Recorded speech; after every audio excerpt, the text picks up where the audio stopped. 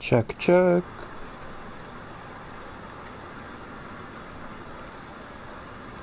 Check, check. Alright. So people can hear me. Okay. This is gonna be part 3 of the Archon story quest. All names are noble.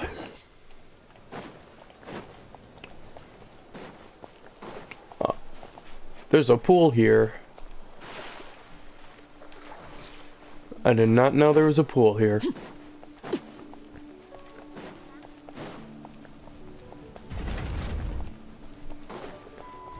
Through, and here we go.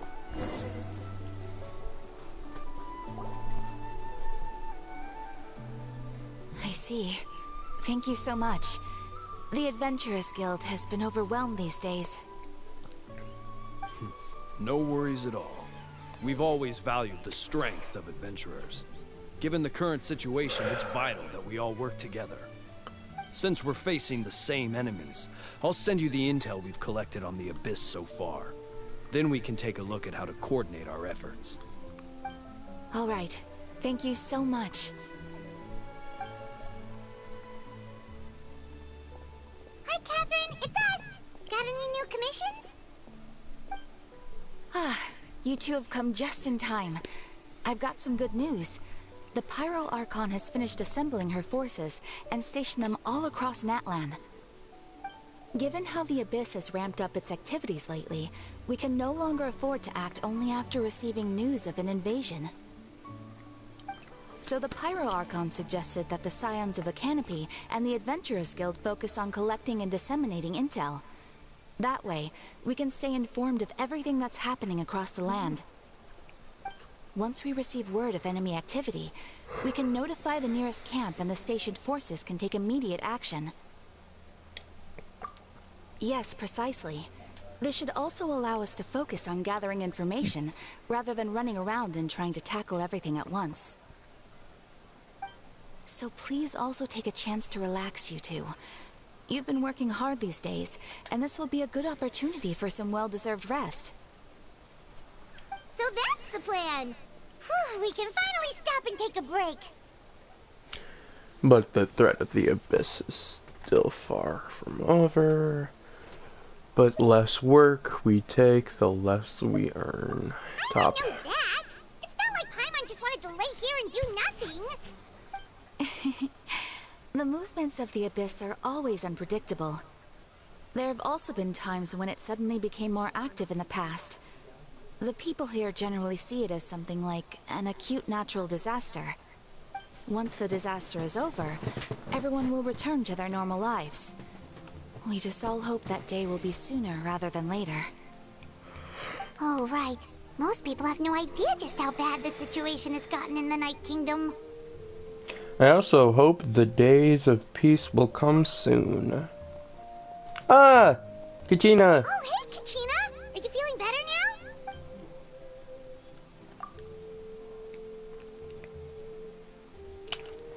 No words.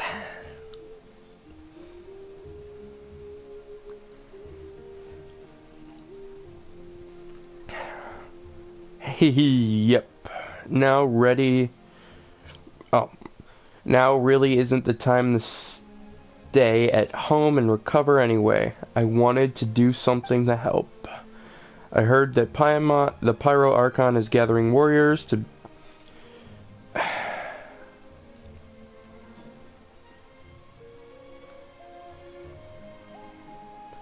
This is gonna be a pain.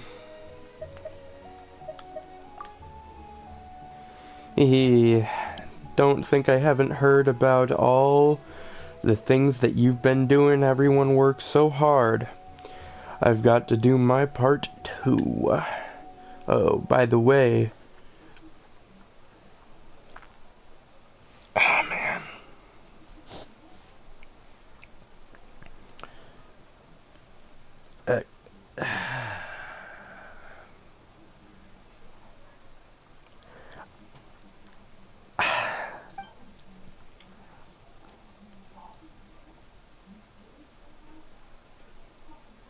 Wow, so we'll we get to meet Shilonen, the legendary forger of ancient names!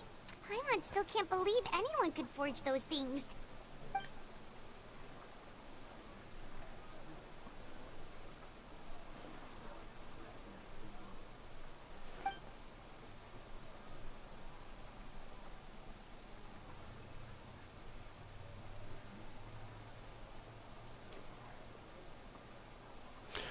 Then we should provide thanks to when my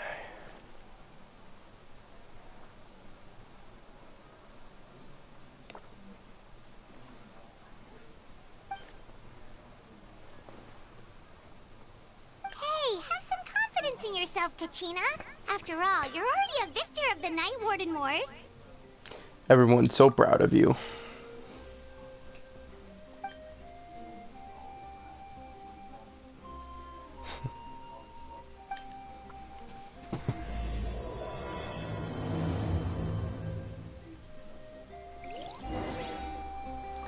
Okay. So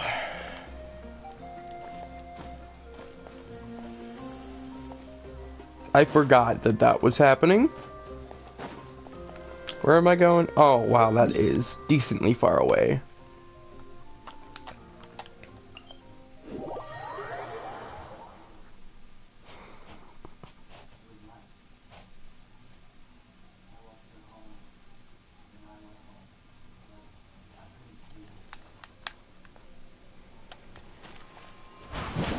And down we go.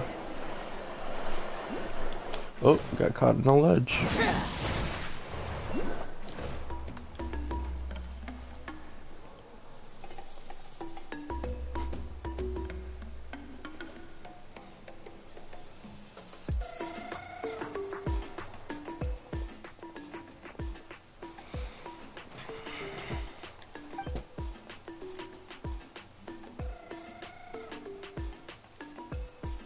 Ah, yes, so I've heard. She can talk! So young, and yet you've already got quite the reputation. We ain't young. We like 500 years old. Wait, are you Outlanders?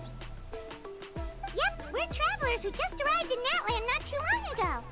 No, I mean, I was aware that you're travelers. It's just no one told me that you're Outlanders.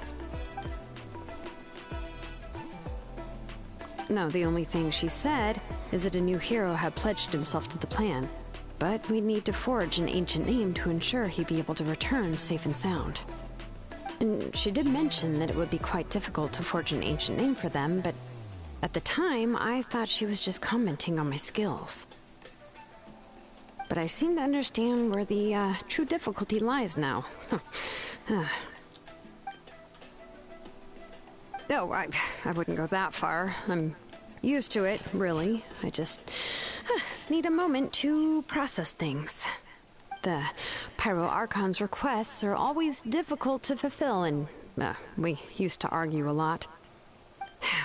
Anyway, I can't argue with her if she isn't here, and it'd be pointless to take my anger out on someone else. But, just because I understand her rationale doesn't make me any less upset. After all, she must have known that forging an ancient name for an Outlander is an impossible task. It's impossible?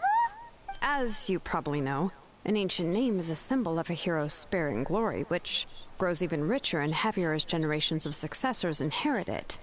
We forge ancient names by engraving the heroic deeds of an individual who will become the first hero of that particular name.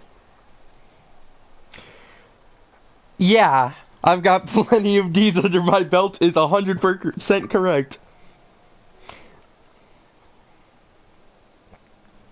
But they were all performed outside of Natlan, correct? It's true. Yeah, that's right.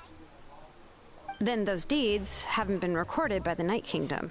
To take it one step further, even if you had performed heroic deeds in Natlan, as an Outlander, your actions still wouldn't have been recorded by our lands.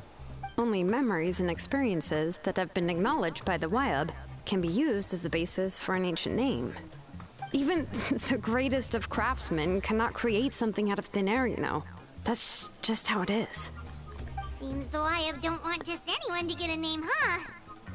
Mawika, of all people, should know better than anyone.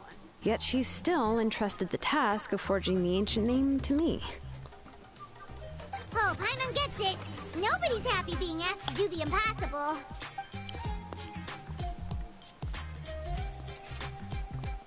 Ugh, don't remind me. Let's just, focus on how we can pull this off. How do... You mean you're already willing to accept the task? Well, what else can I do? What's happened is already done, and it's not like I can outright defy the order of my archon. It's true. If she gave me this order, then she believes the ancient name is an indispensable part of her plan, and that I'll be able to find a way to make it happen. In other words, the order is an affirmation of my abilities. Oh, not only has she accepted the task, but now she's looking for silver linings? True.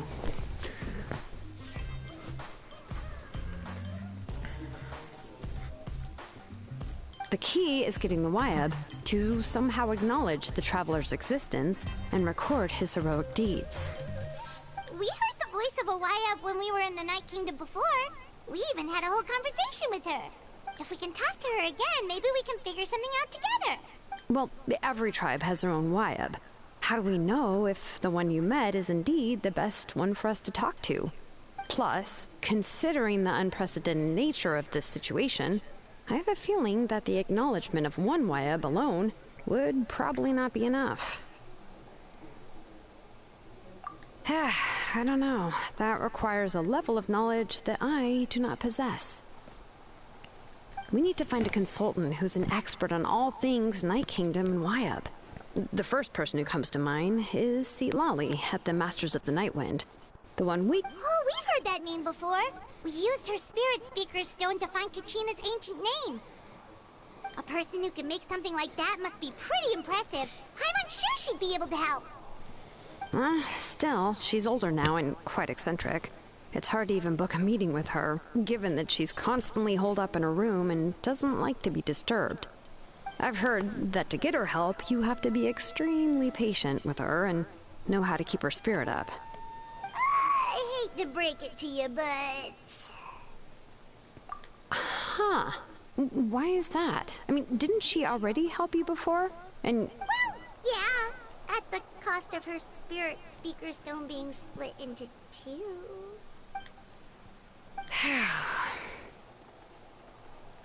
Great going, Mawika. We're already off to a rocky start here.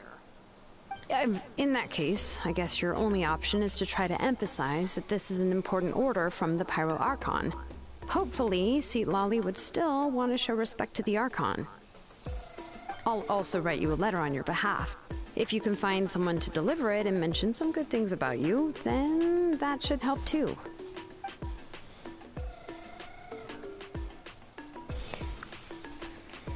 Paimon sure hopes a Hal won't interrupt when he's talking, though. Alright, Kanich is a seasoned negotiator. I trust that he'll know the best things to say. Please just give me a moment to write the letter, and we can meet up near the Statue of the Seven later. Sounds good! We'll take a stroll in the meantime.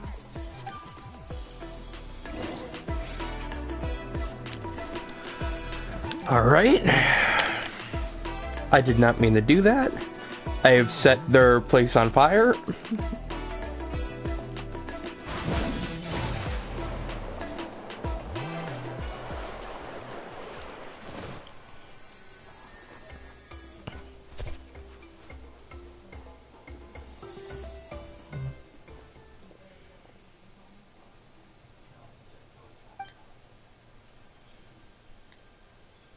I'm sorry to put this on you, Kanich. It's just that you're probably the only person who knows how to deal with her.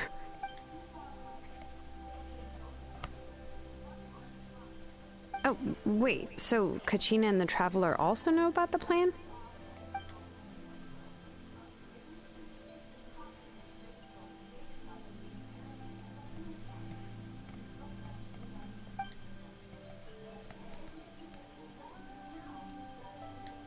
Right. She mentioned there are 6 heroes and that Shilonen is one of 4 that have already been acknowledged.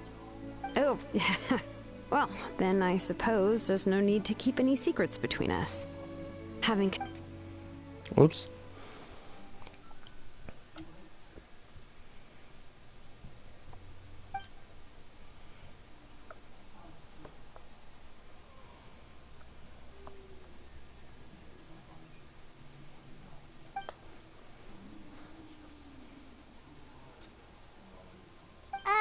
See, Lolly knows him too?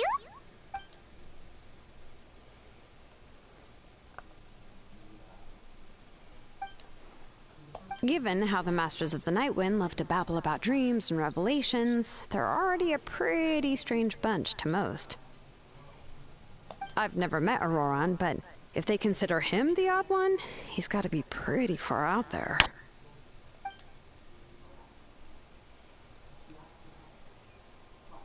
Huh. Makes sense. But Paimon wonders how Seat Lolly could be the first one to notice Auroran's disappearance if she spends the whole day in her room.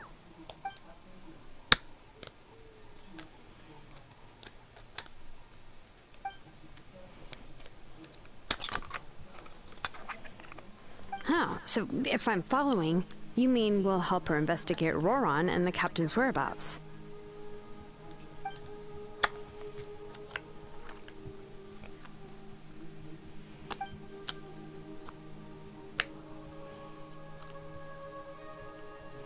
Good idea. Yeah. Plus, we kinda owe her one anyway to make up for breaking the spirit speakers down. Ah, this is a pretty well thought out plan. As expected of Molly Poke and H. Then, yeah, I'll leave my letter to you. Let's hope Seat Lolly can meet at the stadium in 2 days.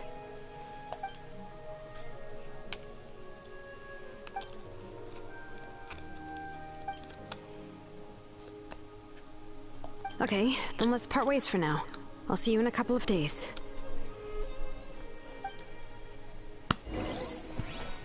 Interesting.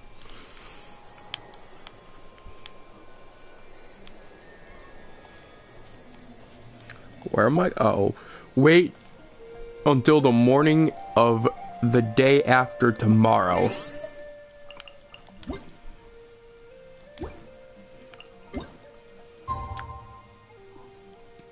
The day, so this is tomorrow.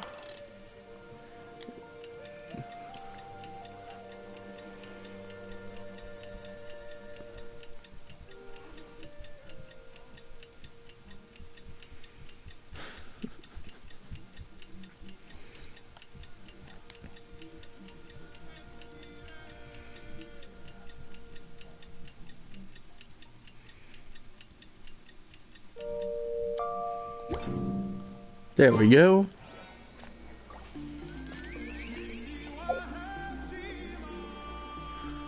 Huh. That should have done it? Is this not morning? Maybe I'll push it right here?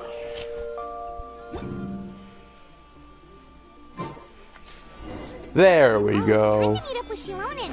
Let's ask her how things have been going.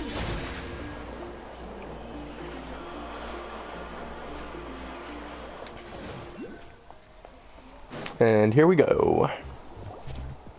Hey Shilonen, how's everything going? Oh, hi, Traveler and Paimon. I have, bad news. Seat Lolly did not reply to our request. Although, I suppose I'm not too surprised. Huh? You mean she didn't even bother to give Kenichi a response? Guess she really does have quite the ego then. Yeah, well, she can be also quite eccentric, though she's one of the most gifted people around. Even the Masters of the Nightwind often struggle to work with her. My guess is that she probably has other reasons for not deigning us with a response. But let's go to the stadium and see if we can meet her there. If we do get a chance to talk to her in person, we can still try to work something out. That's true. Let's go!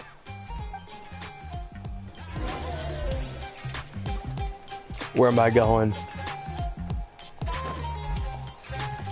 Far.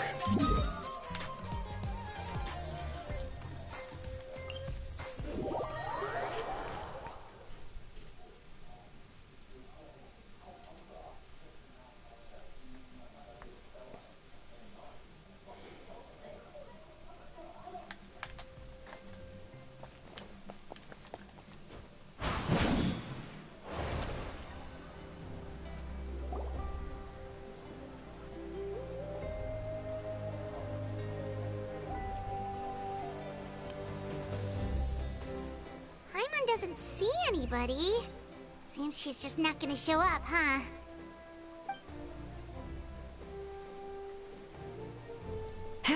Well, we tried to be as considerate as we could, but she's under no obligation to help. That might be true, but this is still a request from the Pyro Archon, right? Shouldn't the subject always answer the call of their Archon? A subject? Well, if you ask me, I'd say we're all more like friends with the Archon. Yes, Mawika is our leader, but that doesn't mean there's any kind of tall barrier between us and her. The only thing is that she often has very high expectations of us. Huh. So even though she's super powerful, it sounds like she's actually pretty down to earth and easy to get along with. Unlike that old hag Granny Eachtley, right? Does she think she can ignore us just because she's famous? You all talk about her like she's some kind of huge deal, but she didn't even bother to reply to our letter! If that's what aging does to you, Paimon never wants to get old. That's crazy. Oh, really? So, that's how you see me? Huh? Who's there? Who's talking next to Paimon? Oh, don't mind me. I'm just a disgruntled old hag, right? Come on, relax. I'm sure my bark's worse than my bite. Huh?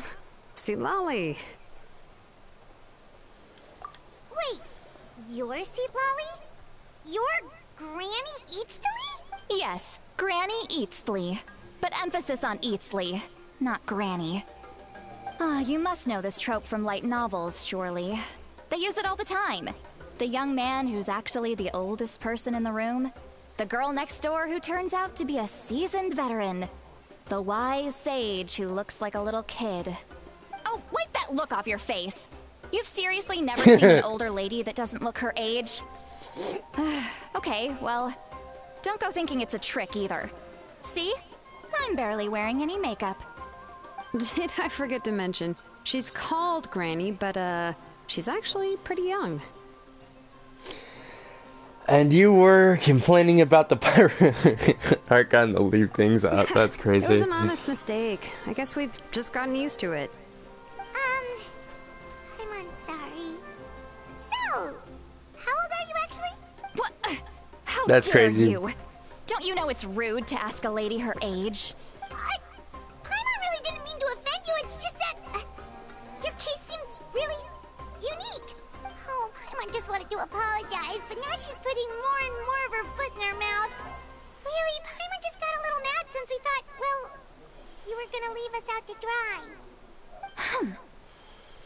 It was my idea to invite you here, Seat Lolly. So if you're upset, you can just take it out on me.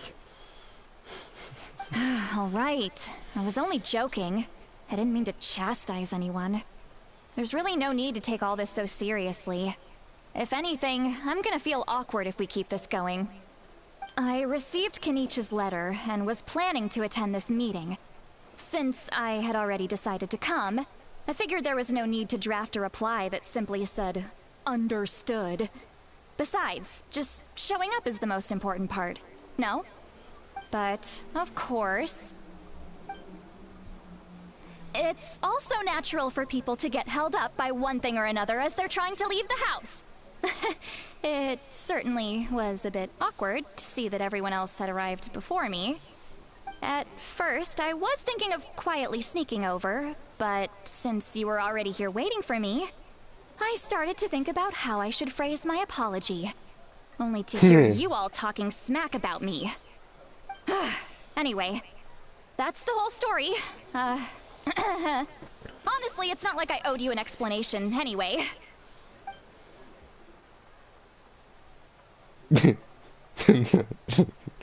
That's some awkward silence. What's with that expression? Was she feeling embarrassed just now? She waiting for us to carry on the conversation. This is so awkward.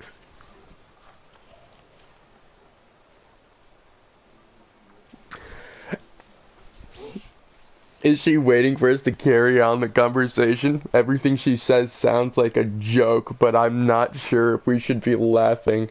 Would it be rude to laugh, or even more And rude the not Masters to of the laugh? Night Winds said they struggle dealing with her. I wonder if the feeling is mutual. She seems to be pretty awkward herself. Everything she does and says seems a little forced. Anyway, Shilonen, I heard that you require my help in crafting an ancient name. Correct. The situation isn't like anything we've handled before. Indeed. I see. So Mawika has asked you to forge an ancient name for an outlander. Well, and you've also heard all about Auroron. I must say, he's always been a good kid. I can't see him joining the Fatui of his own volition. He must have been coerced somehow. Yeah, that's why we came here to ask you. We'll help bring Auroron back if you help us solve the problems of forging the ancient name. What do you think?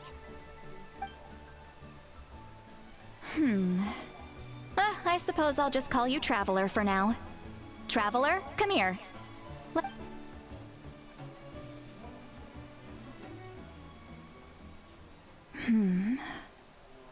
Wealth leads to unending conflicts between people.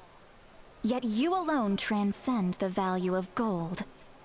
Baleful thunder and wrathful waves bring terror to mortal hearts.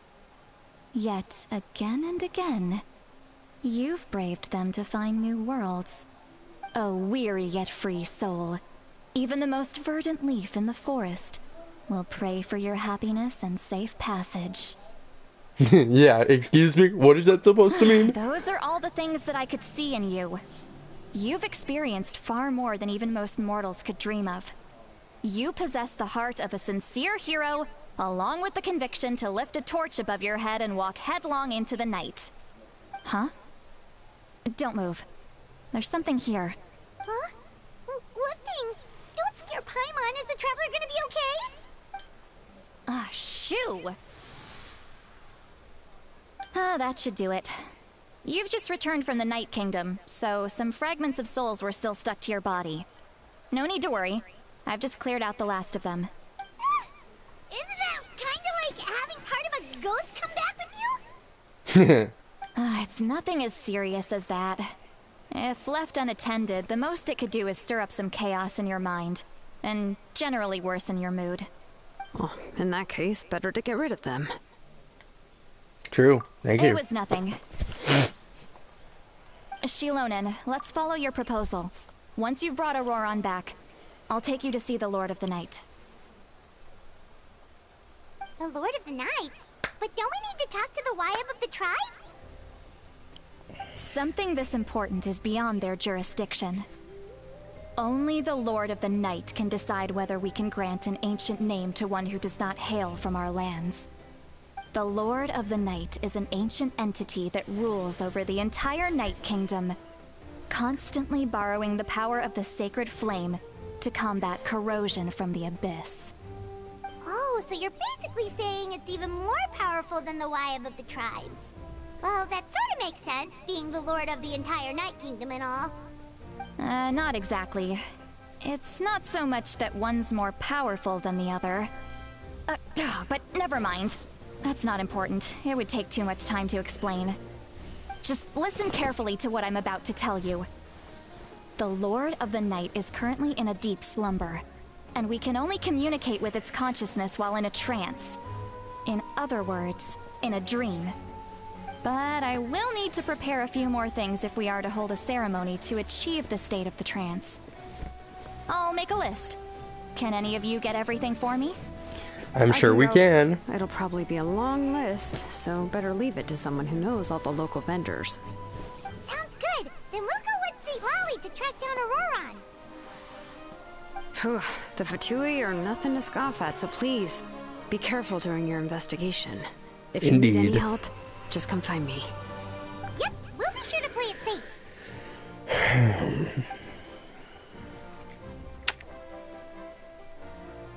All right, now it's time for us to catch that brat and bring him back.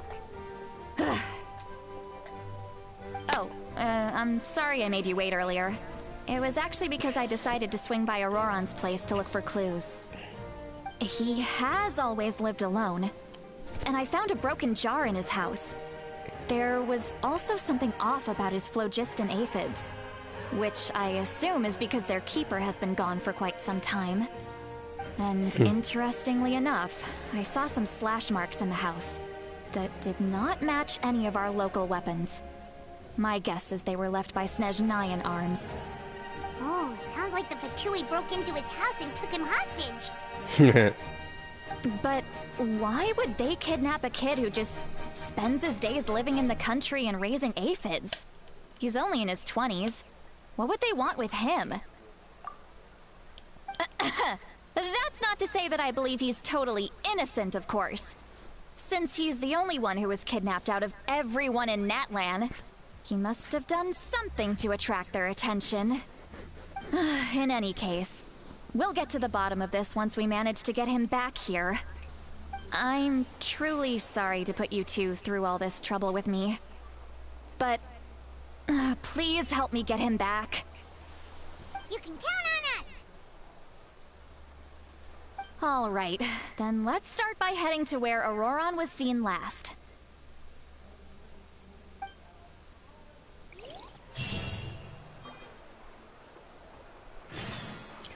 All right, 1,000 meters.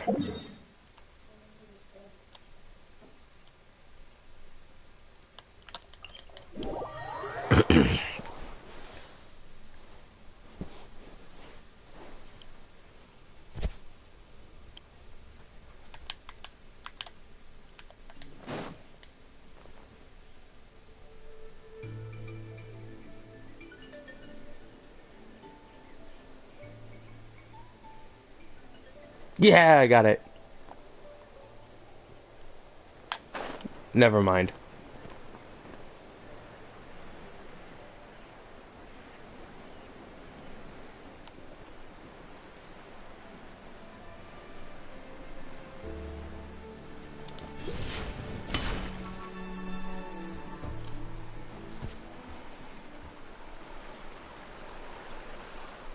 This is the spot. An eyewitness claimed to have seen Auroron speaking to some Fatui soldiers here. I don't know how much you're willing to believe me, but Auroron really is a good kid.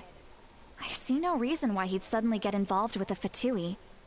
I'm convinced that what the witnesses saw was actually the Fatui coercing him, or perhaps trying to extract information. However, I doubt anyone would believe me, given there are no signs of a fight. Didn't Kanich say that she's a big name in Natlan? Feels kinda weird to see her so frustrated and helpless like this. Auroron? Well, he was left at the side of the road as an infant, and the people of the tribe took him in. You could say that everyone had a hand in raising him. He learned a lot from us, and once he reached adulthood, he built himself a house out in the countryside.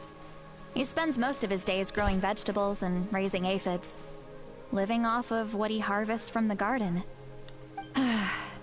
He's always been such a good kid. He would even get his friends to deliver whole bags of fresh produce to my place.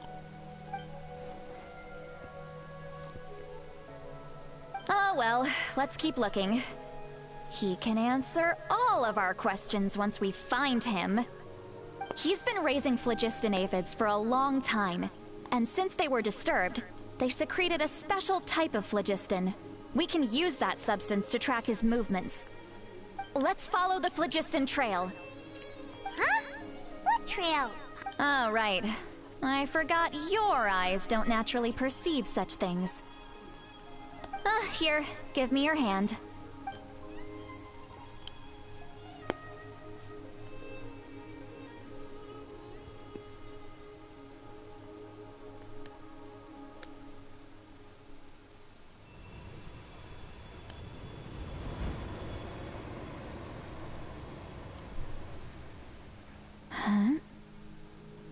How about now? What do you see?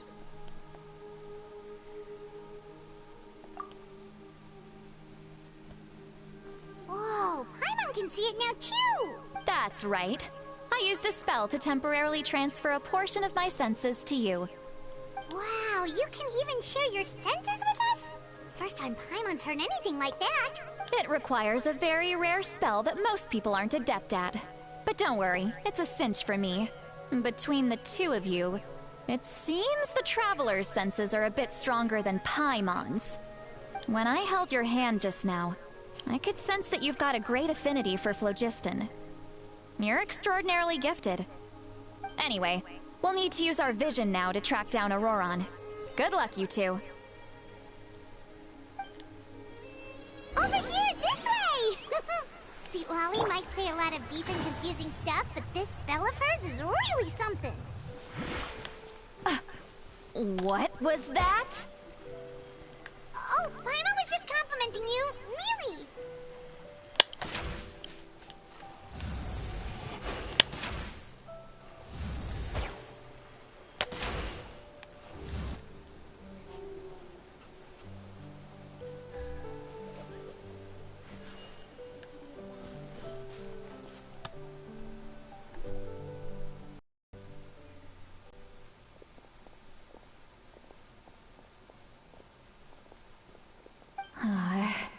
But is my way of speaking still not trendy enough? I've already tried my best to match their speech patterns. But given the looks on their faces just now... Why is it question mark, question mark, question mark? Is it not her in her own mind right now? Perhaps I'm still not fashionable enough? But that can't be, right? Ugh, don't tell me they're still getting the impression that I'm super old-fashioned. Huh?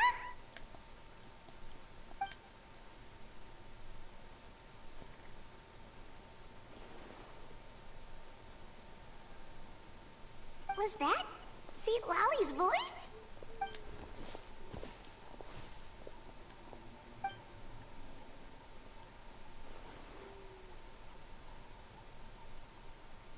Now that I think about it, it's a good thing I found some helpers this time. Some things are best done with the help of friends.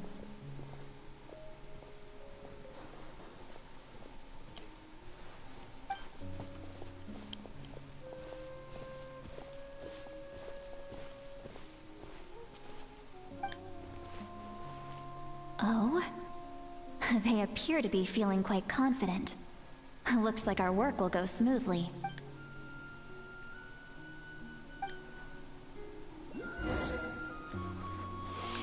Hey, looks like there's a new camp over there. Let's go take a look. Oh god. That I'll do it in a brat, second. I swear. I just hope he hasn't gotten himself into any real trouble.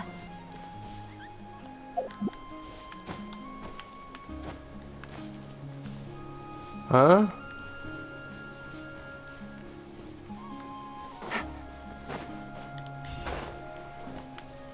It's not even possible.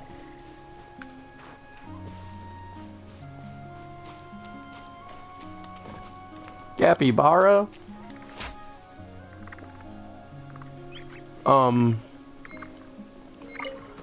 That didn't happen.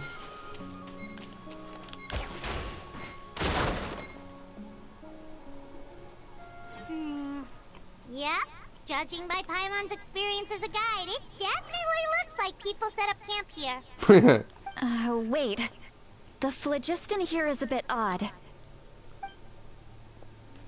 Let me see. Paimon sees a small shape here. Could it be some sort of symbol? This is a distress signal for the Masters of the Night Wind. Only someone from our tribe would recognize it.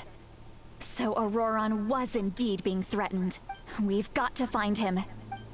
Leaving such a subtle mark implies that he was trying to be discreet. In other words, he was probably under the Fatui's watch. If they notice us, we can just charge in and fight them to the death. But what if my darling grandson is also there? I can't have him caught in the crossfire. No. I've got to be careful. Otherwise he'd get hit as well. How annoying. No, I've got to stay calm and keep my composure. She has a grandson?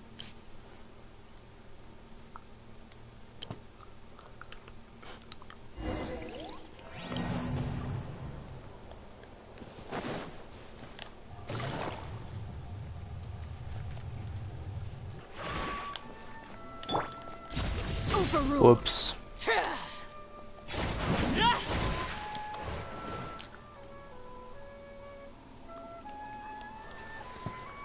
are traces of people staying here too. Wait a second. The phlogiston around here is jumbled up. I can also smell a mix of elements in the air.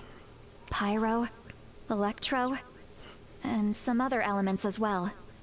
Kanich told us that you were super amazing. No wonder you can sense so many more things than us.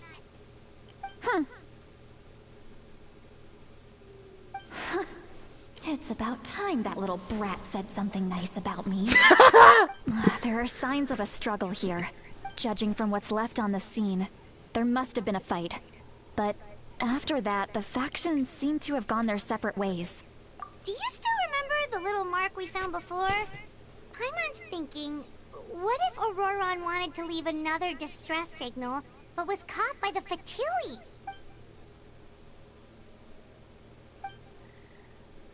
Given there are 2 signals leading from here, we should split up as well.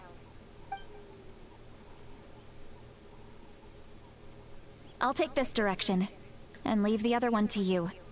Let's meet back up here later. Auroron, what the heck were you doing? It's one thing to trouble me, but now I had to bring other people into this as well. You little brat. And off she goes! Traveler, did you hear all of that as well? Once Seatlali left, that voice went away as well. Paimon even tried calling her name inside Paimon's head, but there was no response. So you were thinking the same thing! Paimon also thought that if we could hear what she was thinking, then she could probably also hear what we were thinking in our heads.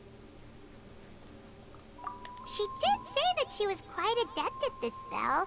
And it doesn't sound like she's had any trouble with it in the past. Huh, maybe we're a special case and can hear her thoughts as a side effect. If you think about it, she's really got a lively inner world. It paints quite a different picture from Paimon's first impression of her. That's kinda crazy. Oh, wrong way. Grow, grow, grow!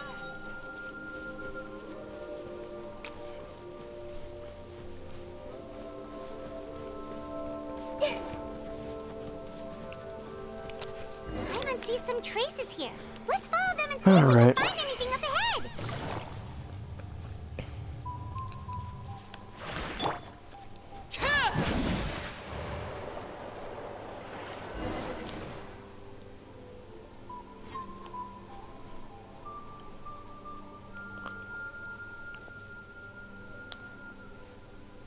Did you find something?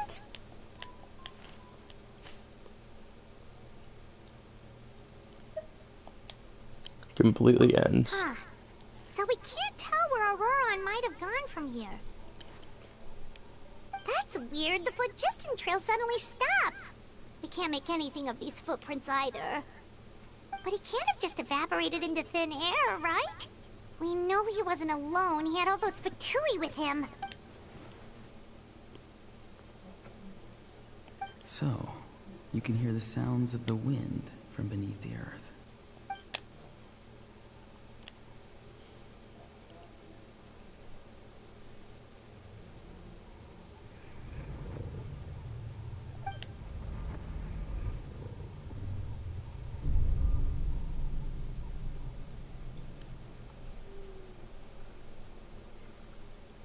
What is happening?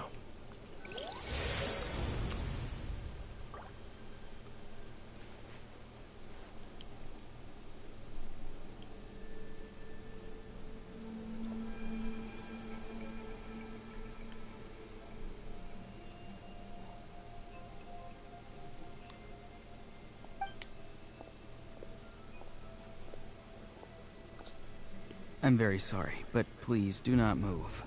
I have no desire to hurt you. I apologize that our first meeting has to take place like this.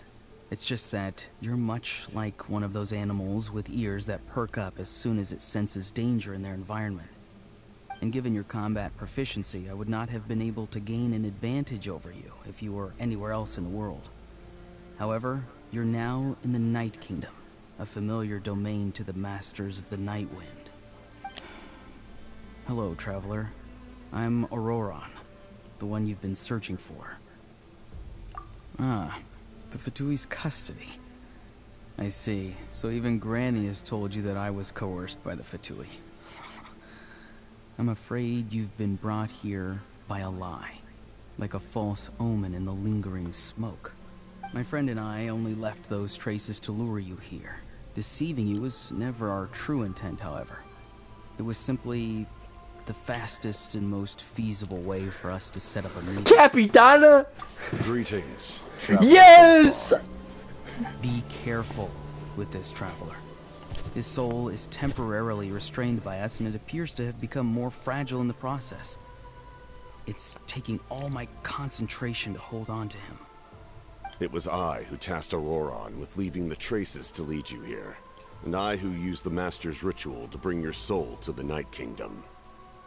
So you are working I've heard together. much about you from the past encounters you've had with my colleagues. Given the present situation in Natlan, I would like to sincerely request a formal meeting with you. In part, I will use the opportunity to explain my goals and motivations to you, as well as why I mistrust Malwika, the Pyro Archon. I believe there is little reason for you to blindly follow her plan. If you would like to hear our intel, then find us to the east of the stadium. But remember, not a word of this to anyone. I would like to avoid any further conflict. You will see me again once you return to reality. No matter what I say, please, help me keep this a secret. This is all to avoid dragging Granny into this conflict.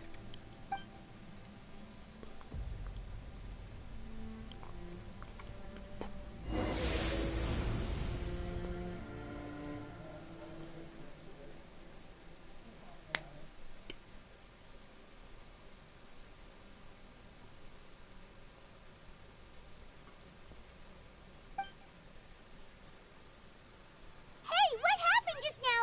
You suddenly collapsed and stopped responding.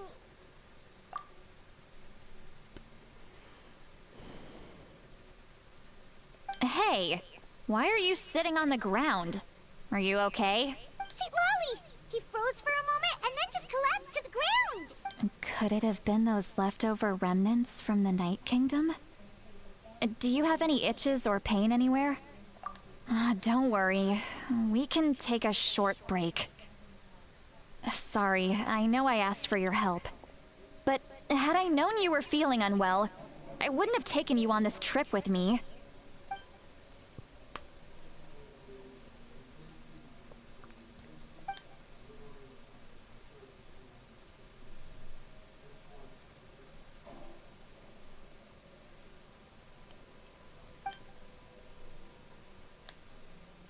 If you're feeling sick, you should just say so. See, Lolly should be able to, exorcise any ghosts or weird stuff that you picked up in the Night Kingdom. A seasoned traveler must know the importance of not pushing yourself beyond your limit. If you need anything from me, just say the word. Thanks everyone, but I'm feeling fine In now. any case, let's take a bit more time to rest now.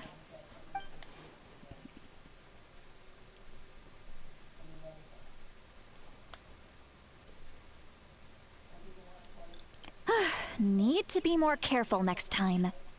Feeling better yet, Traveler? All right, let's get ready. I followed my phlogiston trail earlier to a stronghold guarded by soldiers. I have a feeling that Auroron is probably being held inside. Oh, so it's close by. Then let's head over right away. Well, I recruited you to be my helper, which means we're in this together. Like the wind and the clouds. We either move as one or not at all. But if you want to make it up to me, then just be sure to fight extra hard when the time comes. Which is a shame. Far close. It's close.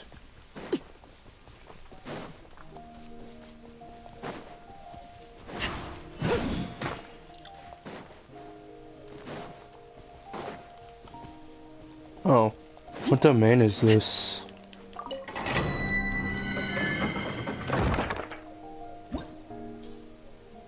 Meh, not something I need.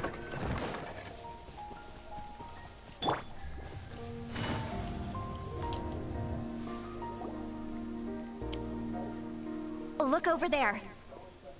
Huh? I don't think she sees someone in the middle of the camp. That's Auroron. So he really was taken by the Fatui. All right, we'll take the lead.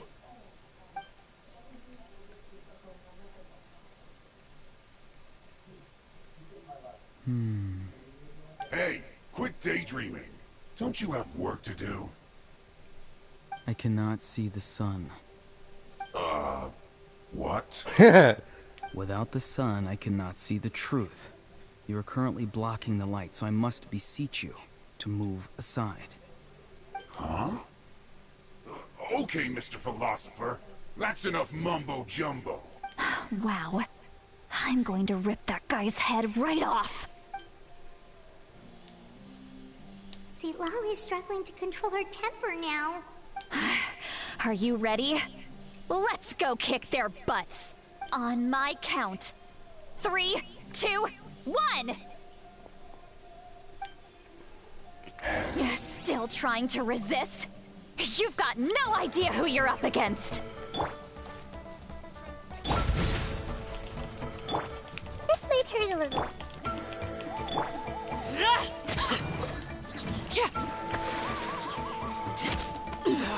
Go! Quietly now. A minute to minute.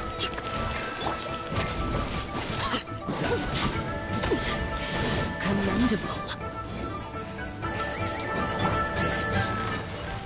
Busted. This might hurt a little. Run! Late bear, everlasting as the moon. Looks like I went too far. Toxifying heat. Quietly now. Need to hurry up. This was well done. An unfortunate fault. Busted. Grow. Rust and rebound.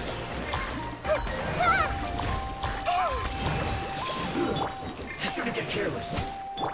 Quietly now.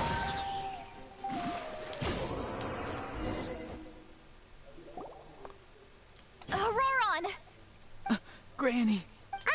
Paimon knows she's called Granny Eatsley, but it's still kind of weird hearing someone actually call her Granny.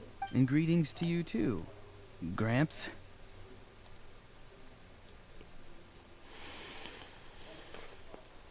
What did you just call him? Gramps? Is that not right? You're Granny's friend, are you not? You seem to be approximately the same age as her, so I figured you've got to be Gramps.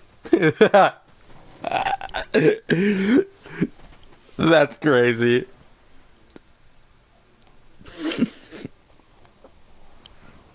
We're older, technically. How many times have I told you? It doesn't work like that. There are a lot of people who look about the same age as me. You can't go around calling everyone Gramps or Granny. Oh, wait. He's not a child, is he? Don't tell Paimon he's one of those people who look like an adult but are actually only 8 or 9 years old. What is wrong with this right now? Why are they bringing weird tropes into this? Oh, your words have pierced my heart like a thorned vine. Given how hard those thorns are to remove. Why are you so upset? You can just say yes or no. Of course I'm not a child. It's just Granny always taught me to show gratitude where it's due. And since the Masters of the Night Wind raised me collectively, I basically see everyone above a certain age as an elder I should look up to.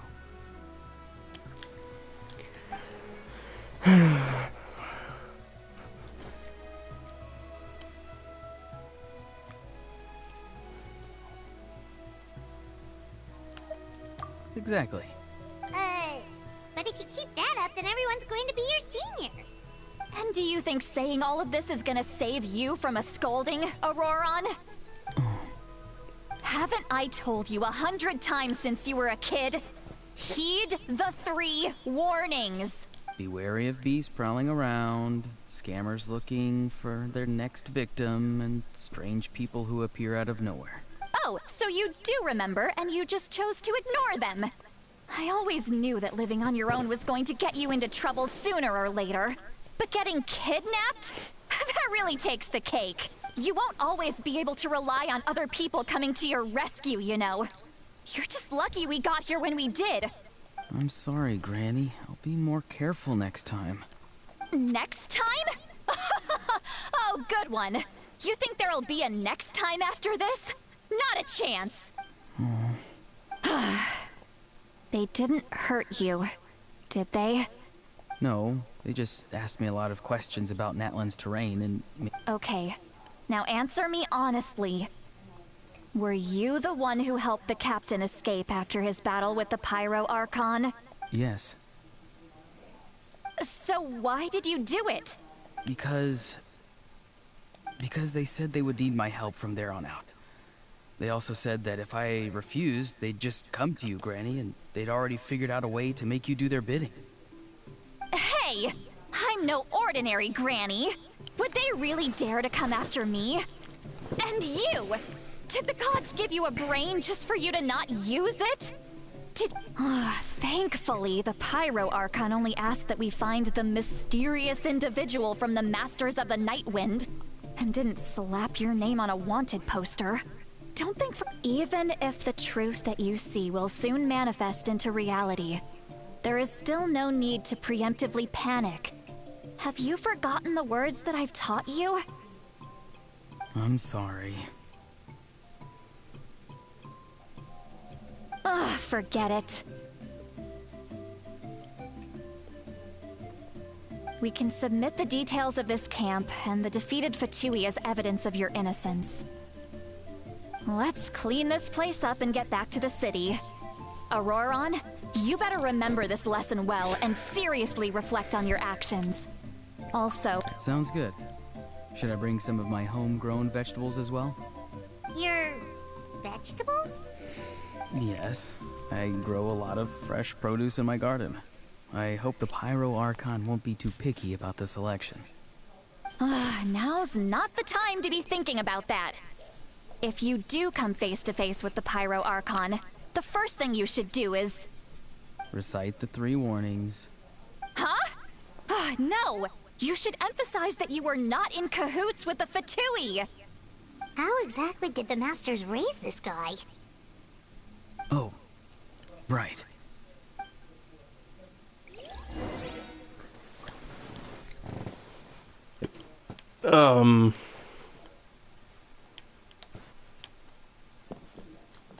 Interesting.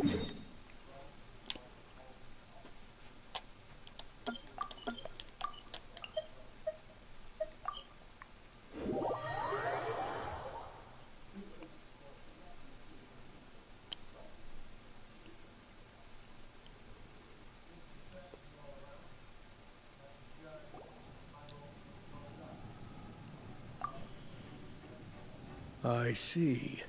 So Auroron came to the captain's rescue because he promised to help him in exchange for Citlali's safety.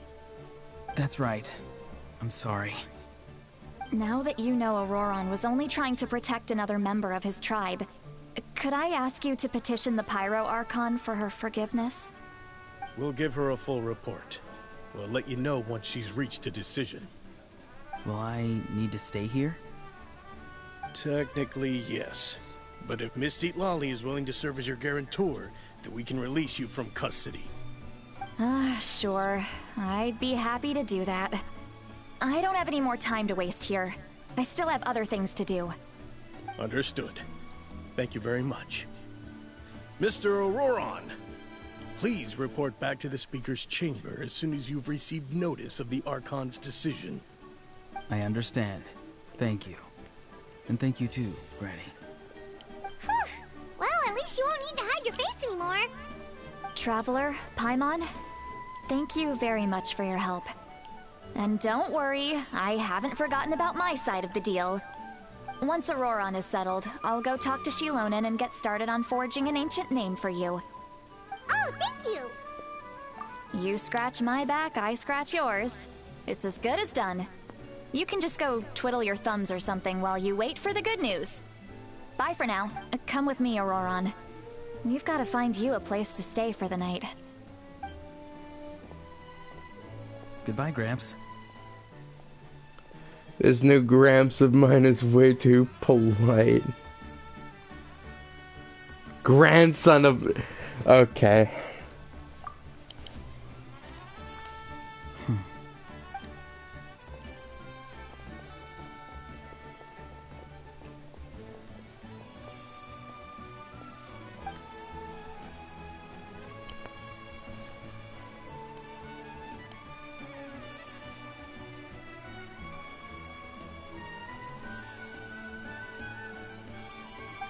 We're finally done.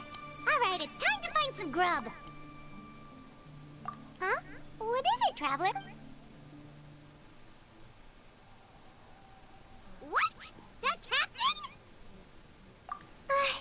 Sorry. Paimon just didn't see that coming. So you really saw him in the Night Kingdom? And, that Auroron, what is he up to? He sounded earnest enough just now. Paimon would have never guessed anything was happening. All that stuff about protecting Seat Lally and being forced to help the Fatui, when he's actually been a willing accomplice all along. Yeah, you're right. Still, Paimon appreciates you telling her about this. Paimon will support your choice no matter what, so if you want to go, we can go together. We still have another whole day before the meeting, so we'll just meet with them when the time comes.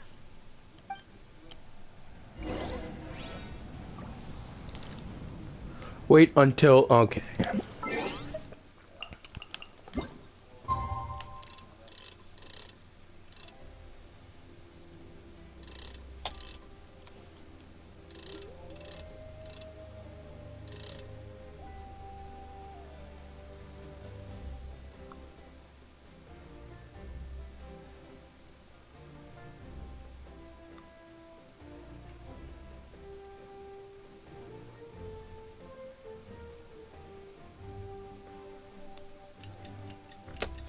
Good enough.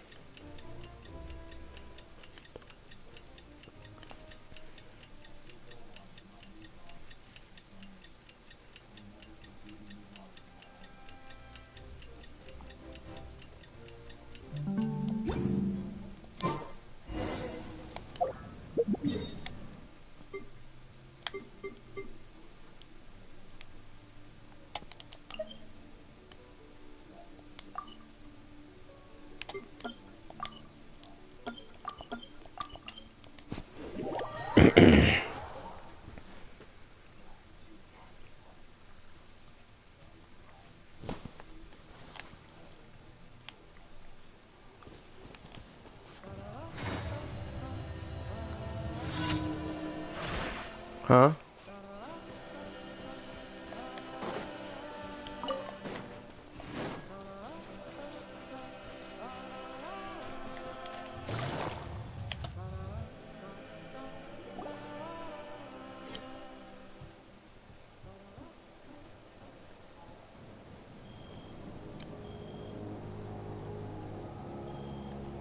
Weird. Paimon doesn't see anyone. Oh, please don't let this be a trap.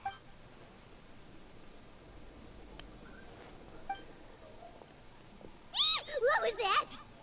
Good evening. Nice to see you again. It's you. You shouldn't pop up from behind people like that. What are you, a ghost? I'm terribly sorry. It's just a force of habit. And what's with you apologizing all the time? You sound so polite and honest, but you're actually doing shady stuff behind people's backs. You're right. Granny tells me that too. Huh. Come to think of it, you remind me of her. Sometimes you two sound really similar, you know. Oh, so you're gonna call Paimon Granny too now? Well, I could. Please don't.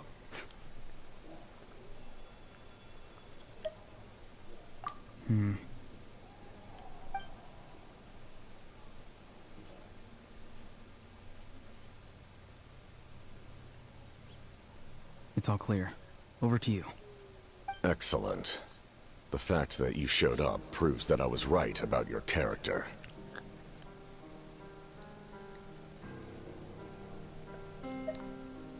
Yet, there's been a lot of talk about you. Child Shut told up. me that you're passionate about the unknown and willing to take risks. Rather than facing you as an enemy, I would much prefer to bring you to my side. If we allow Interesting. the current state of things to continue, we will inevitably clash. And that's a scenario that I'd very much like to avoid. I've long heard of your exploits across the nations. Though you have crossed swords with my colleagues many times, I know that you are by no means an unreasonable person. And once you've learned the truth that the Pyro Archon Malwika would never willingly share with you, you may just find it in your heart to consider my proposal. I assume Interesting. You've already been informed of the Pyro Archon's plan. In order to defeat the Abyss and save Natlan, she still needs 2 more heroes to appear. Wait, how did you know that? Never mind. Guess that's not important now. I've long kept a close eye on her plan. To be frank, it's an exceedingly risky plan. Will the heroes really appear? And even if they come to her, will their power be enough to drive the Abyss back? If any part of the plan goes awry, all of Natlan, even all of Teyvat, will pay for her mistakes. Now, you may have been led to believe that this is the only plan available to her. But what if I told you she's had another emergency plan all along, the details of which she has chosen to keep hidden from you? An emergency plan? Yes. A way to keep Natlan intact, even if her original plan fails. But given the painful cost of its execution, she has chosen to keep it as a mere backup plan. Whether this stems from hesitation, fear, or even naivete, I cannot say. But Natlan cannot afford to wait until she comes to her senses. My fear is that given the enormity of the decision, she will be reluctant to confront the dire reality we face until it is too late. There will be no time left to execute the backup plan, and all of Natlan will be lost to the Abyss. We have to make the decision for her, here and now. Yeah, do you have any evidence for all this? Just telling us a bunch of scary stuff isn't enough, you know. Besides, wasn't it you who tried to seize the Gnosis for the Tsaritsa's plan?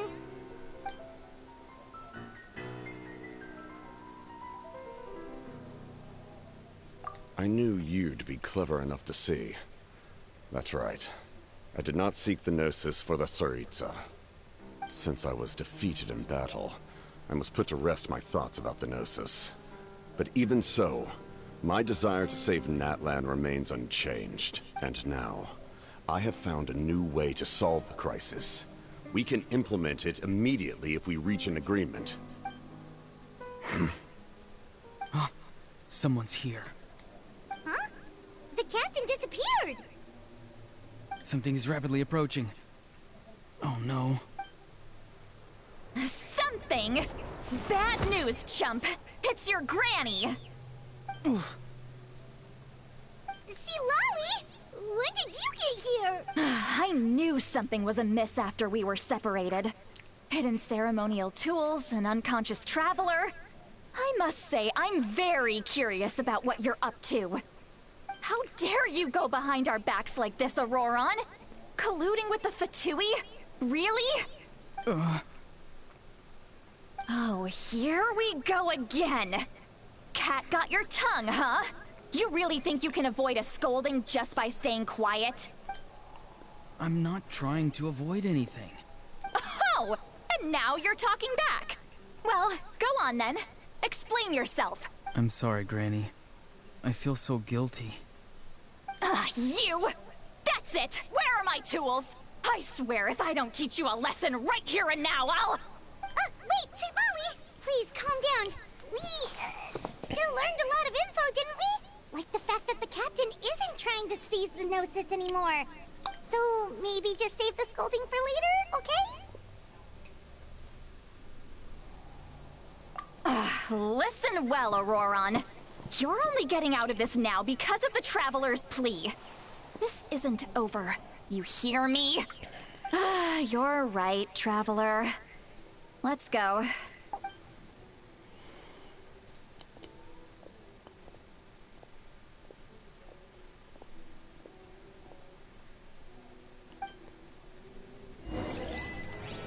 Interesting.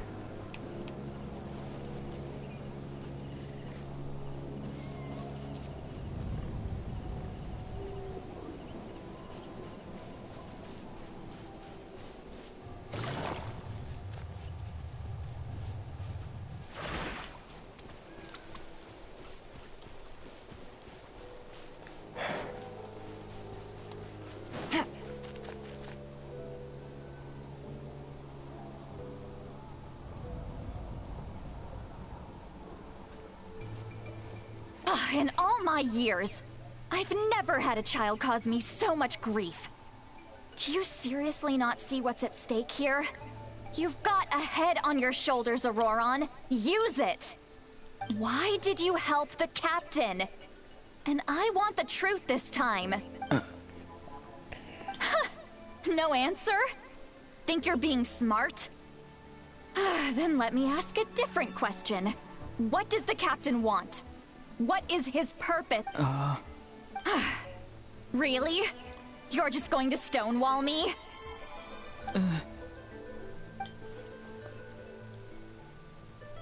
Just use your brain for a second. What do you possibly stand to gain by helping the captain? You've always been a good kid. Why would you throw that all away now? If you're worried about something, just talk to me. Granny would much rather we had a conversation instead of constantly clashing like this. Why is he staring at us all of a sudden? I'm sorry that you have to hear all this. You're very kind. Most people would have fled by now. Not everyone can handle Granny's scolding. Oh? You dare gossip between yourselves instead of listening to me? You... Sorry, Granny.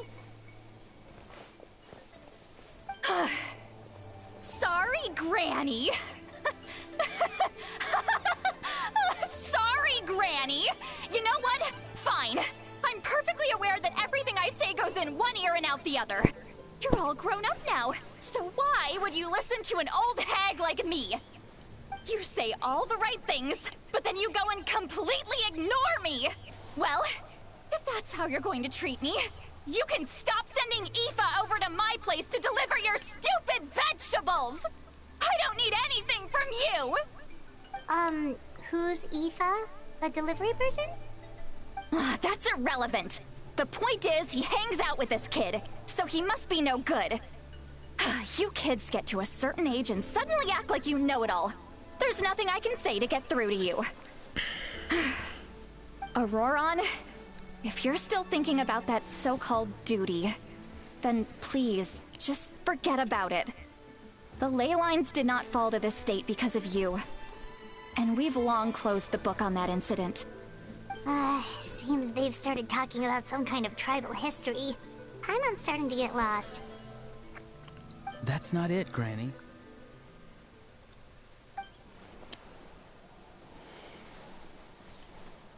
I know you tend to get down on yourself when you're upset, but I can tell I really hurt you this time. All I can say is I'm sorry. His voice. Auroron! Where have you gone? It sounds like he's somewhere super far away, but isn't he right here in front of us? I'm really sorry. It's up to all of us to do everything we can to save Natlan. Get back here this instant! Auroron! What is this? Powder from plant spores? What just happened? How was he able to suddenly get so far away like that? It's a trick of his. If you grind spores into a powder and spray it in the air, it can be manipulated to create an illusion. He pulled it off flawlessly. He must have put a lot of time into perfecting it. Don't tell me that's how he's been hunting in the fields these days. Oh, couldn't he have picked up something more useful? Little brat. That's it. The next time we meet, I'm definitely going to break his legs. Whoa, that's a little extreme. But still, why does he feel like he needs to run from us? If his goal is also to protect Natlan, then can't we work together? I'm sorry for interrupting your conversation with them earlier.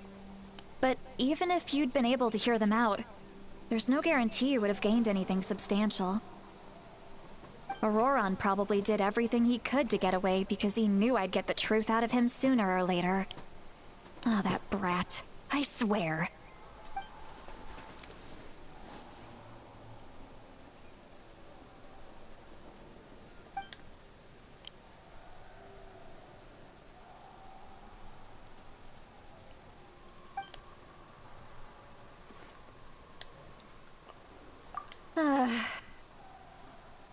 We've got quite a long walk back to the city.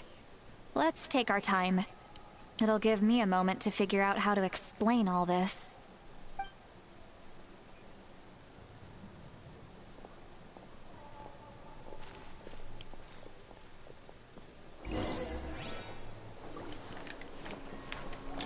I want to confront the Archon about the backup plan immediately. I don't want to wait. I want to hear her reaction to us asking. It might be mildly entertaining.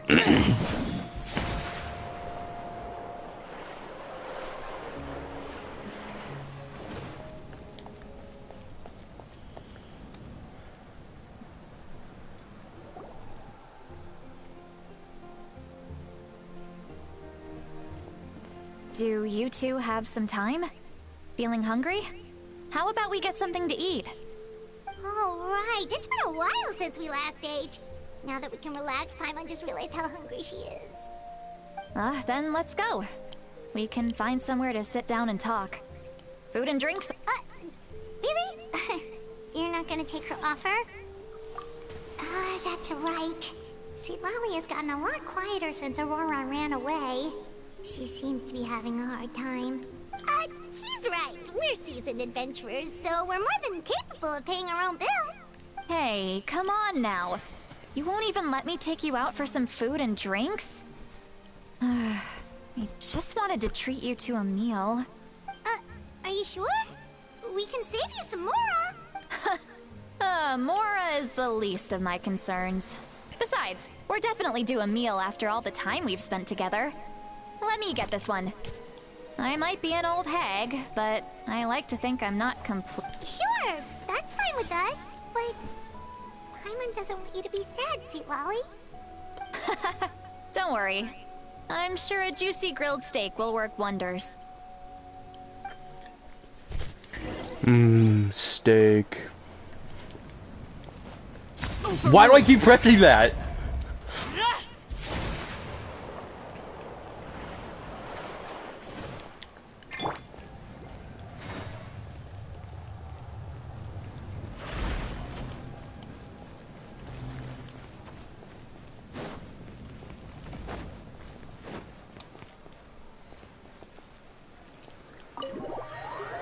Alrighty.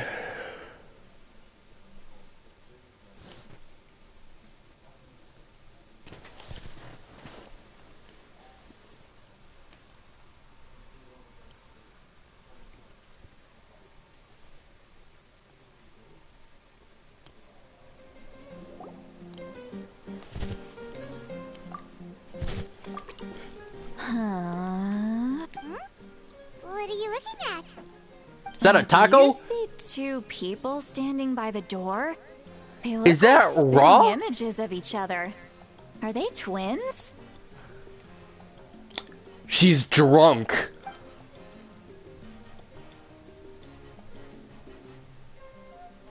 But Paimon only sees one person there. Huh? How could that be? I guess my mind isn't as sharp as it used to be. Give me another bottle, boss! Do you think she's drunk? Yes. There you go, miss. Oh my, it's not every day you get to see Granny Itzley here with some friends. Not to mention ones who've made a huge name for themselves recently. The steak is totally raw. Oh, so you've heard of us? Of course I have. Aren't you the ones who saved Kachina and brought her back? No wonder you hit it off with Granny Lolly. She wouldn't spend time with just anybody, you know. Wait, so you call her Granny too? Well, given our ages, it'd probably be more accurate for me to call her my great-great-granny. How old is She's she? one of the most famous people at the Masters of the Nightwind. Most days, hardly anyone even dares talk to her. Maybe she could be almost the same age as us. We're 500, maybe. Huh? Gossiping about me right in front of my face now, are you, Chonka? Oh, please, Granny. I wouldn't dare. I'm just beyond happy to see you bring over some new friends. After all, any friends of our regulars are sure to be great customers too. Alright, that's enough. Go on now. I'm sure the other customers would like to talk to you as well. Well then, you have my thanks.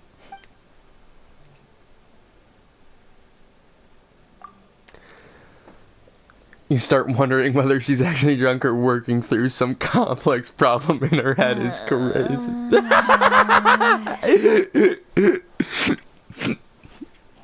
That's kind of crazy.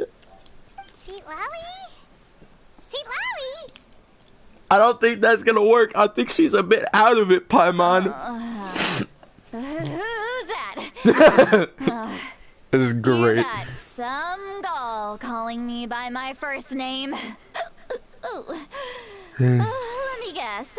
You want to test your skills against Granny Eatsley, don't ya? Are you still with us, Seat Lally? You're kinda talking to no one. You chumps come around here, picking fights with me? Well, you know what happens next. You lose, and then run off home to tell everyone about how I'm this big scary bully. It's always the same story. You brats start it, I finish it, and then I end up with the reputation of being some kind of terrible monster among the shamans. I mean, come on. Monster? Me? Really? What did I do to deserve that? Granny Seat Lally, you're not a monster at all. Exactly. And while we're at it, I'm not some lazy slacker either. Between meditation, advising the chief, and speaking with the Wyab, I actually have a pretty packed schedule, you know. Oh yeah. And I have to mentor all the new kids. Hey, new kid. Yeah, you.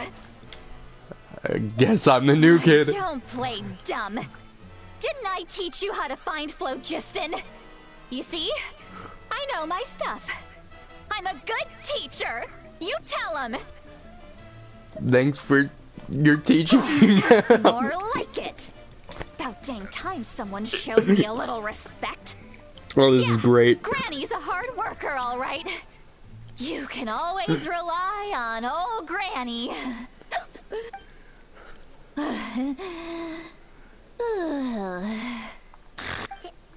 you just eyes open? Oh, jeez. Behind this pitch-black curtain, a chapter of hatred reveals itself. Behind the smoke. The lingering smoke. Ah, she's meditating again. She does this whenever she's had a few too many drinks. Her mind's actually racing at this point. It's quite the opposite of sleep. Is this another specialty of the Masters of the Nightwind? No, I'd say it's an ability that's unique to Citlali herself. While she can easily pick up everyone else's skills and tricks, few have been able to master hers. Warning, warning. Red, the color of danger, has now arisen within that pair of eyes. Huh? Are you awake now? Traveler? Paimon? What's wrong? I'm gonna hurl. Hang on, just keep it in. Phew. Okay, it's passed. That was a close one. You had Paimon worried. Paimon really thought you were about to barf all over the table just now. How embarrassing. I'm sorry you had to see me like that. That's never happened before, I swear. I've never... We didn't ask about before. Are you feeling okay? Wanna take a quick walk and get some fresh air? There's so much that I want to say, but I can't. Why not? Of course you can. Just say whatever's on your mind. Please, Paimon. It's not as simple as you think. We've only known each other for a few days, right? What would you think of me if I were to start dumping all of my complaints on you after we've only just met? That's what Paimon does to me. Oh, Paimon gets it. You're hoping that we wouldn't think less of you no matter what you're about to say. No, that wasn't my point at all! Seriously, don't you youngsters know anything about shame? I'm talking about shame! I've lived all these years and still can't get rid of it! Actually, about that. Huh? Tell me what? Yeah, this is as good a time as any.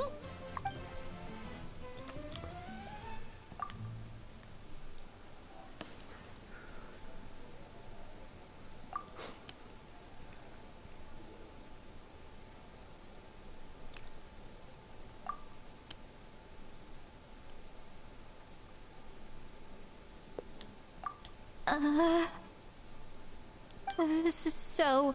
You heard my... It's okay, Sweet Lolly. You had every right to complain about those things. I can't take it anymore! Why do these things happen to me? Hearing me mumble under my breath is one thing, but hearing what I mumble in my own head? That's too much! It's just like when you're rolling on the floor in your pajamas, but you forget to lock the door, and someone bursts in to deliver cabbages and sees the whole thing! So that, happens to you a lot.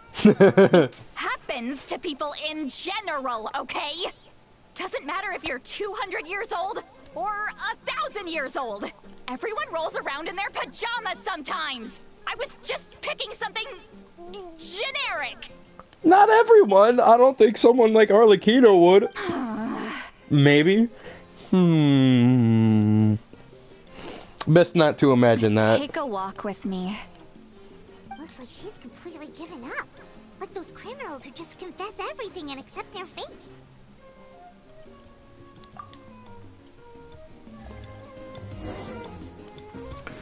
This is wonderful.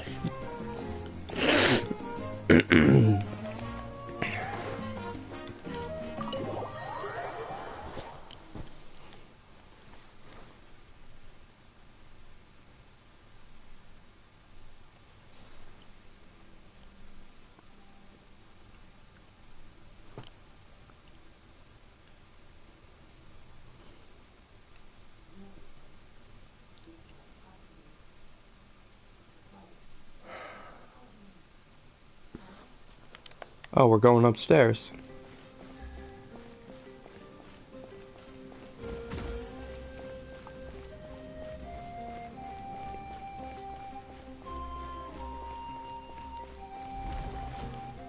Oh, to the stadium.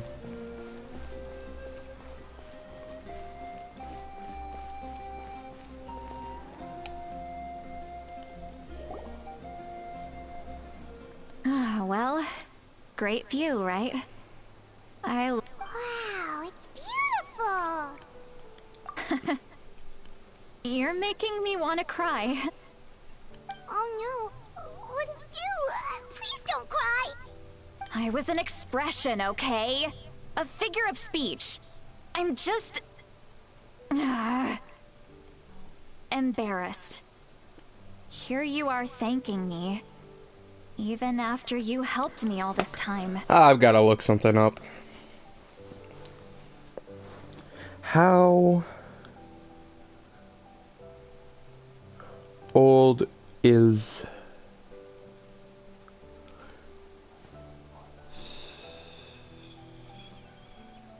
Sit Lily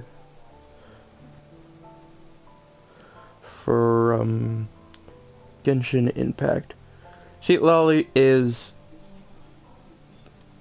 200 years old, even older than Farzan. Blah blah blah. So she's around 200. How old is Traveler from Genshin Impact? Estimated over 500. How old is Paimon? Age unknown.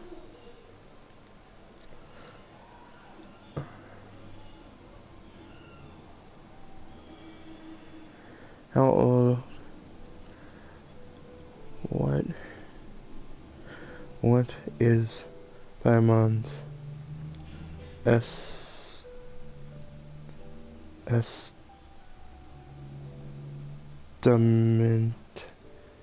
age?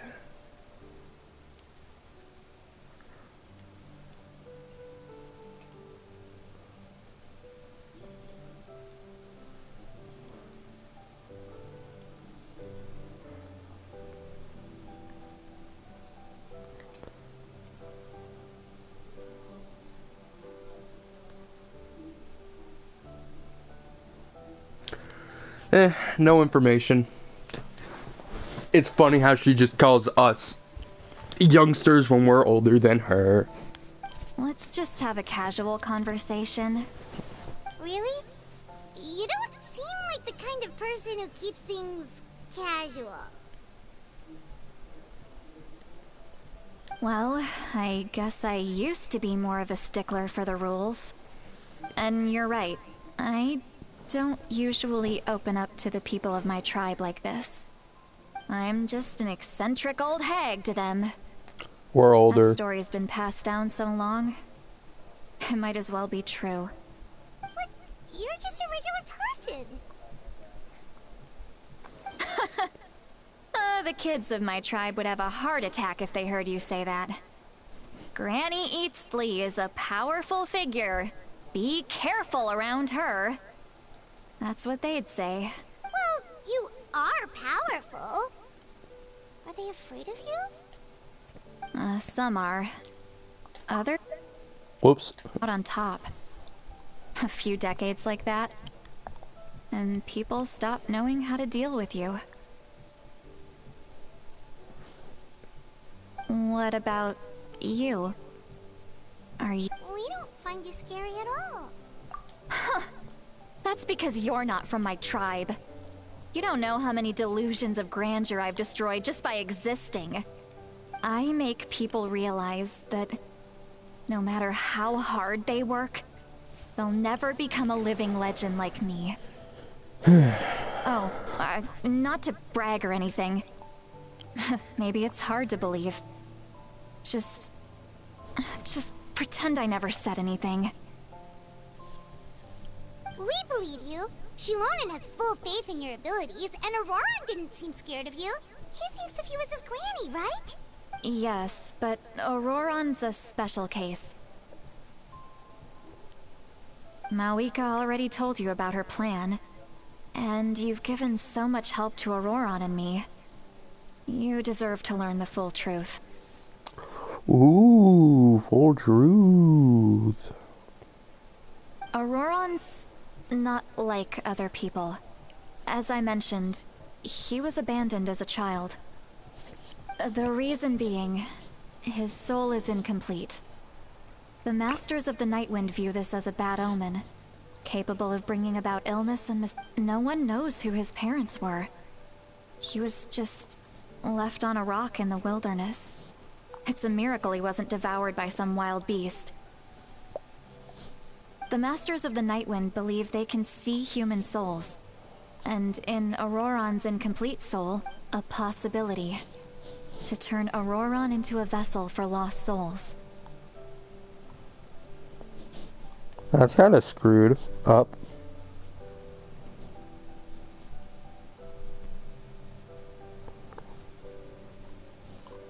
The ceremony would allow lost souls to gather within him.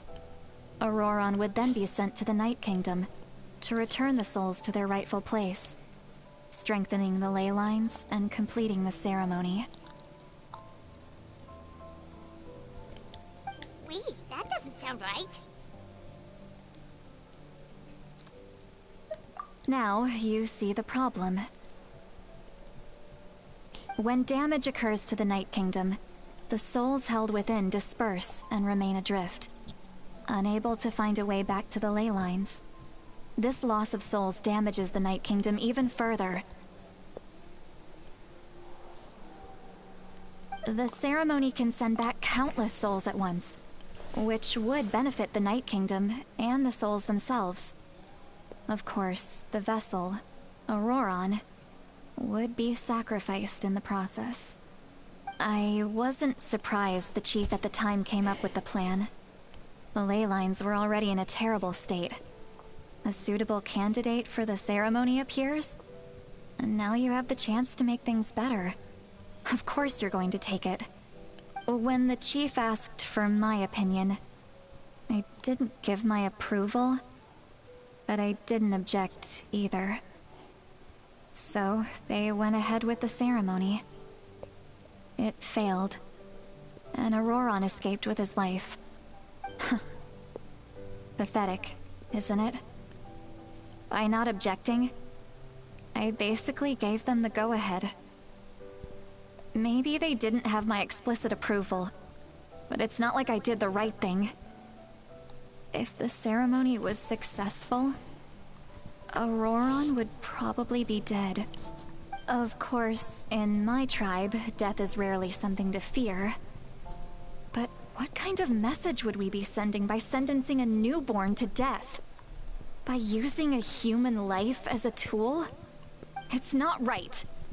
So, when I learned the ceremony had failed, I was ashamed by my inaction, and absolutely relieved by the result. The plan was never a secret. Or, I guess I should say, there was no point to keeping it a secret. A simple investigation from Auroron would reveal everything. Everyone thought he would be happy he survived, and he never really said anything to the contrary. But just as I was about to put all of it behind me, he asks this question. Would Natlan have been saved if the ceremony succeeded? Wait, but it's not his fault. He knows that, but he still feels guilty. Auroron has a strong ability to perceive souls, more than any of us. He understands just how dire the situation with ley lines has become. Maybe he chose to work with the Fatui because he still thinks he owes a debt to Natlan. I can only imagine what they told him. Traveler, didn't the captain say he found a way to solve the crisis? Maybe that's what brought Auroron into this. Anyway, we can't just let things go on like this. We have to convince him to come back!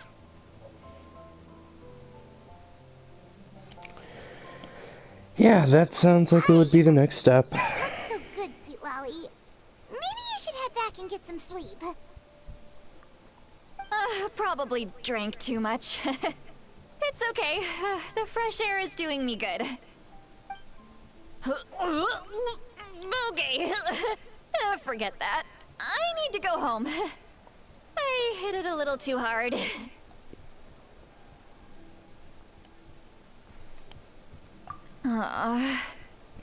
You've helped me so much already. How do I even begin to thank you? Hey, we're friends, aren't we? Besides, you already said you owe us a favor, so you don't need to worry about us. Good point. Well, I'll go home and get some sleep. We can figure out our next move in the morning.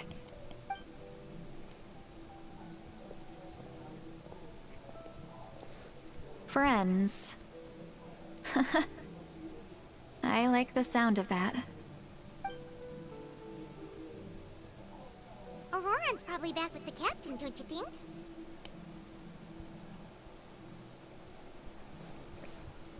You mean about the backup plan? Finally! I can't believe what the captain told us. We need to... yes. We need to upfront her. Yeah, you're right. We should just go to her directly. But she's probably asleep. We can find her first thing in the morning. For now, let's... go to bed.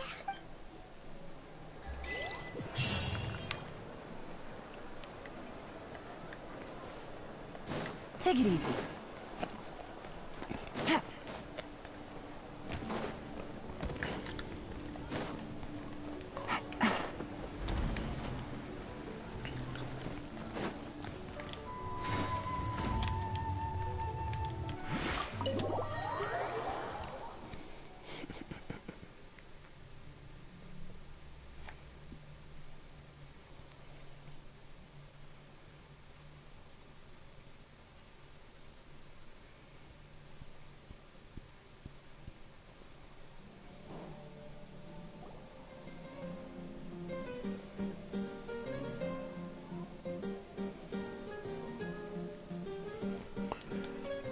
Aw, that's kind of adorable.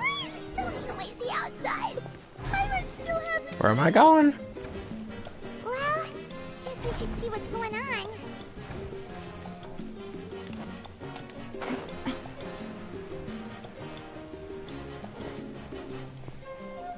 To the outside world.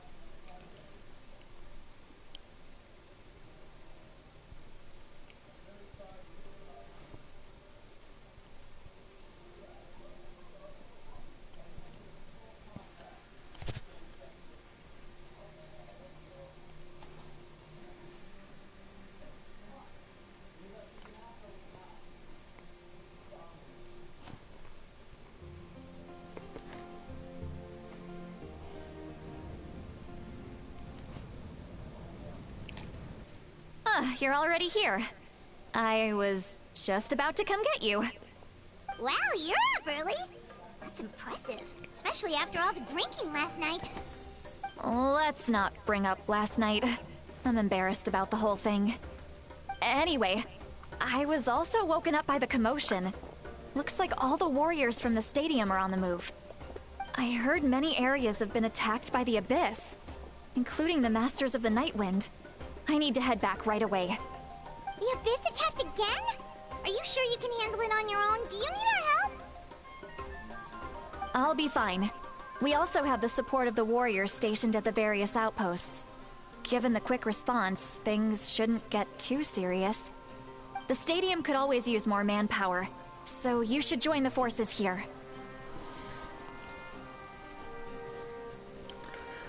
I'm done making excuses for him. He's not a child anymore. He needs to take responsibility for his actions. I was the one who vouched for him, so I need to report back to the Speaker's chamber. I'll accept however they choose to handle the situation. But I should be able to convince them to let me go back to my tribe first to deal with the attack. As for the ancient name, once we handle this crisis, I'll talk to Shilonen right away. Don't worry. I never forget a promise to a friend. Thank you. Be careful. All right, I need to start heading back. She left in a hurry. The situation must be really serious. Most definitely. Oh, looks like a lot of people are heading to the stadium.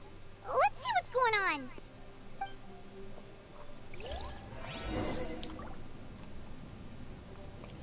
on. All right. To the stadium. Okay, I'm already there apparently.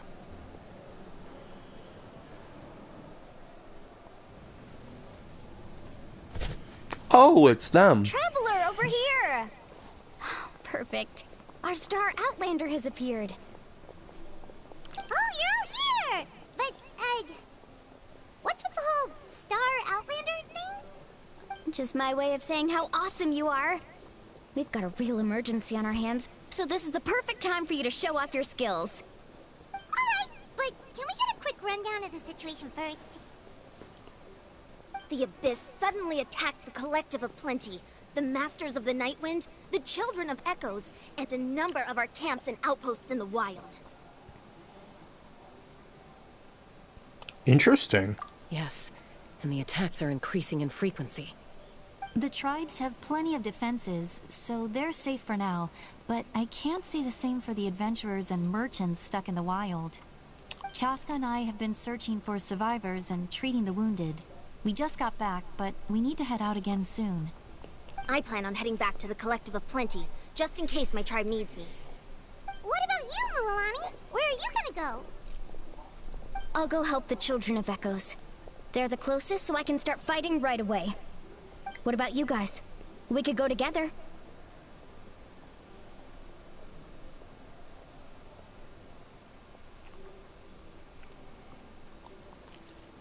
Yeah, that does sound important.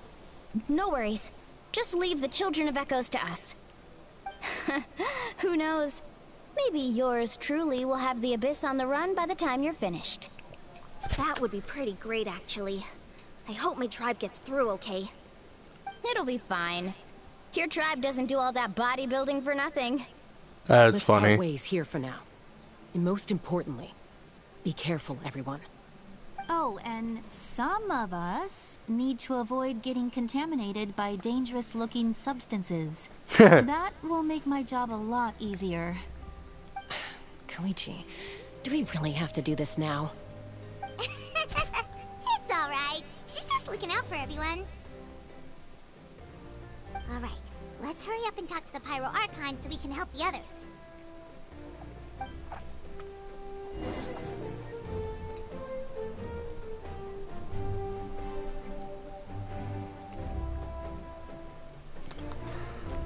Alrighty. Wow, she's just right there.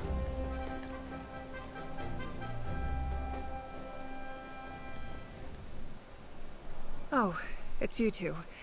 As you can see, things are not looking good right now. People across Natlan are in danger. Look, I'm very interested in your recent adventures, but this is not a good time. So we'll have to keep our conversation short. That's alright, we're also in a hurry. We're gonna go help the Children of Echoes after this. What?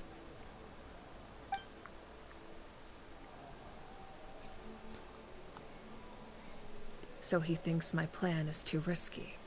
He thinks I'm being stubborn.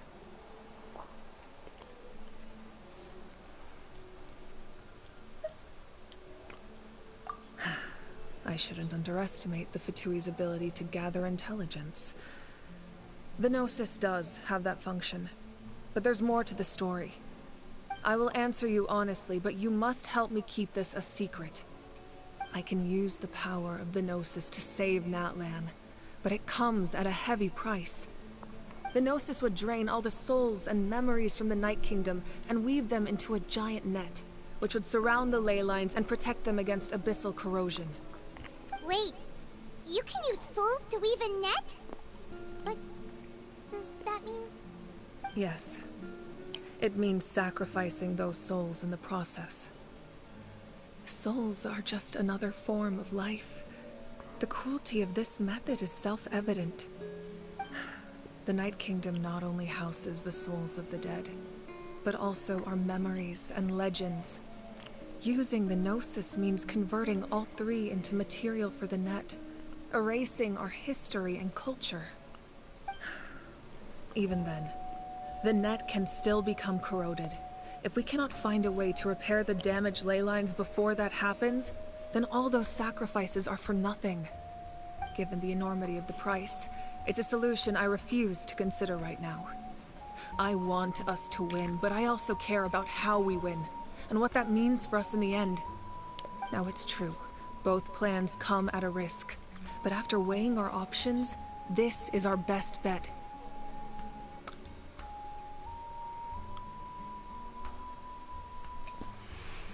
Natlan is unique among the nations of Teyvat. Given the ever-looming threat of the Abyss, the Pyro Archons had to account for the worst-case scenario. Having a contingency plan is our duty, not just to the people of Natlan, but to all who live on this continent. Still, this has always been a well-kept secret. I'm very curious how the captain learned this information. Oh, one more thing? The captain said he found another way to solve the problem. Could be equally as extreme, though. Without the Gnosis, he should have no other option. but I see no reason for him to lie. Only path forward is to track him down, so he can answer that question for us.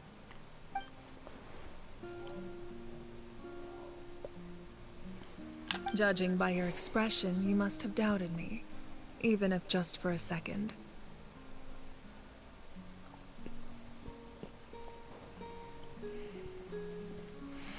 Not even a little! We would never...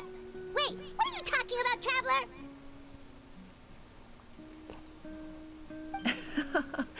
Just as expected. I appreciate your sincerity. Maybe it was out of caution, anxiety, or simple curiosity, but know this.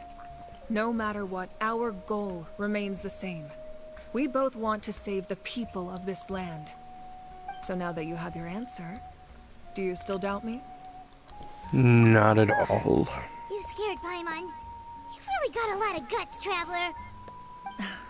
That's a good thing. Oh, and feel free to call me Mawika. It's what all my friends call me, and I like it that way. As for the captain, Interesting. the intelligence officers we assigned to the Fatui should be back soon. We'll get our answer then. That's great! Sounds like we just have to wait a little longer.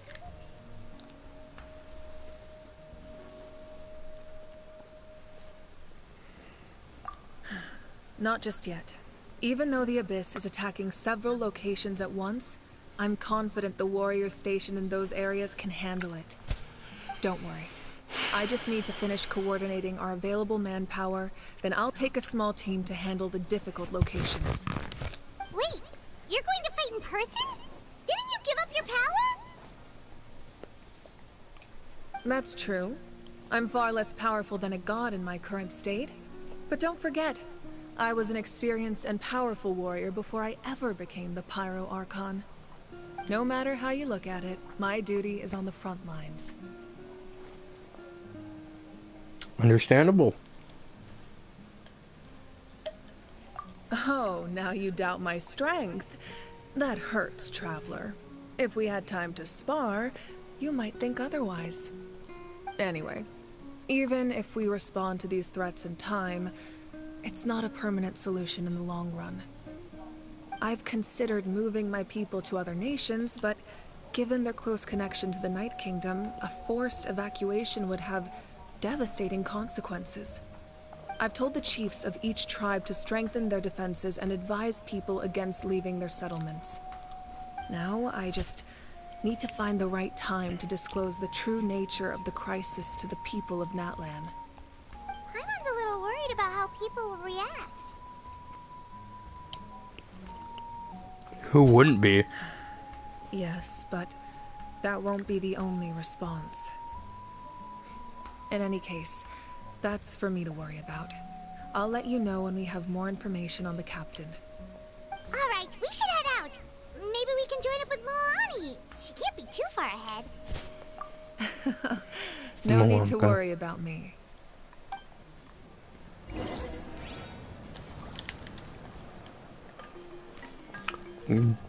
Flickering light. That is way too far away.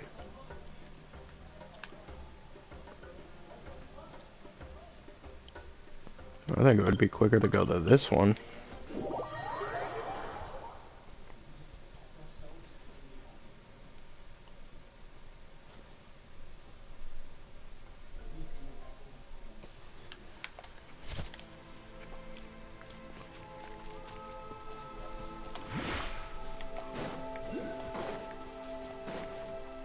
Oh, and we're here.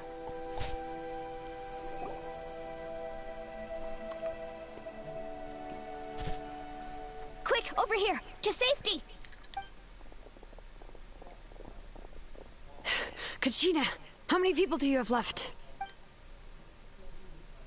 All made it.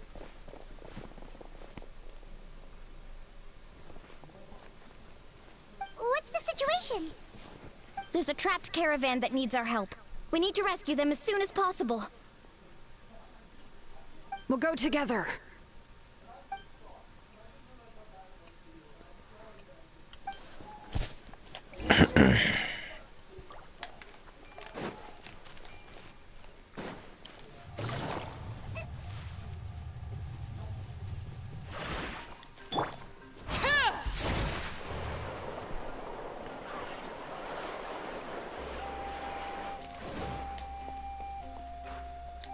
Whoops.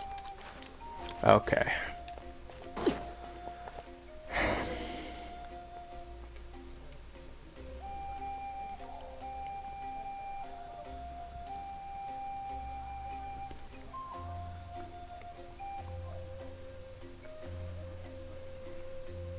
Stay safe. We've got this.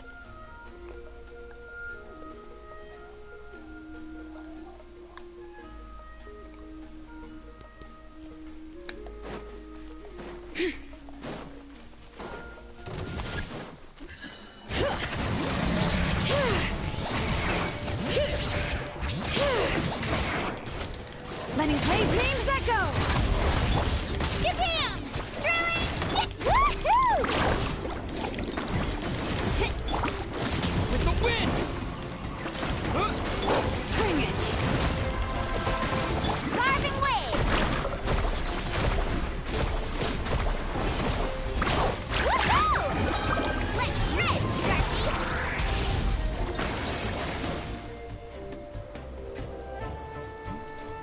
Lag spike. I really thought I was done for. I can't thank you enough. Don't worry about it. We're just glad you're okay. Let's see. Your goods look fine too. Guess the Abyss isn't after Mora. That should be the last abyssal pylon near the Children of Echoes.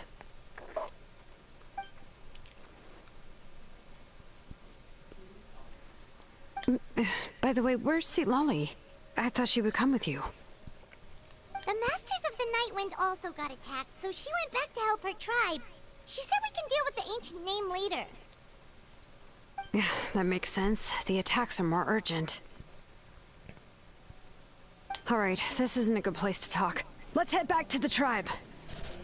Yep.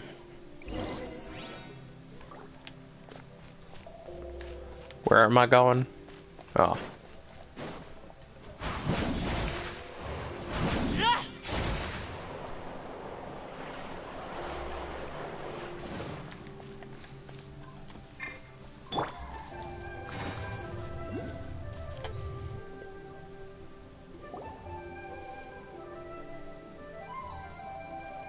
Looks like a few people were hurt after all. Oh, I should have got here sooner.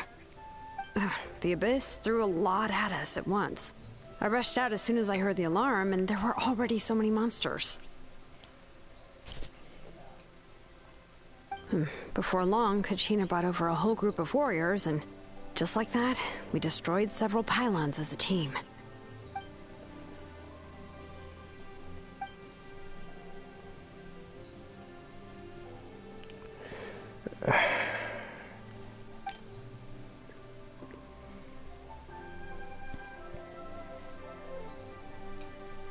You mean the situation in the Night Kingdom, right? Yeah, I feel the same way. We've managed to keep it a secret all this time, but more and more people are realizing something's wrong. It's impossible not to feel anxious when things are getting worse by the second, and all we can do is wait. That just means we need to buy the Pyro Archon more time. Keep pushing, everyone. Every battle is worth something.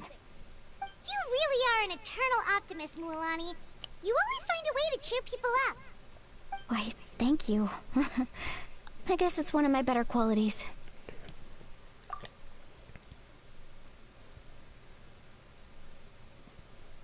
So, specifics aside, the Pyro Archon confirmed the Gnosis can resolve the crisis, but it comes at a huge price. And somehow the captain finds out about it, goes to fight the Pyro Archon, and calls her out for having a solution but refusing to use it. Honestly, if he has the same information as us, I can't really blame him. I guess that would make sense.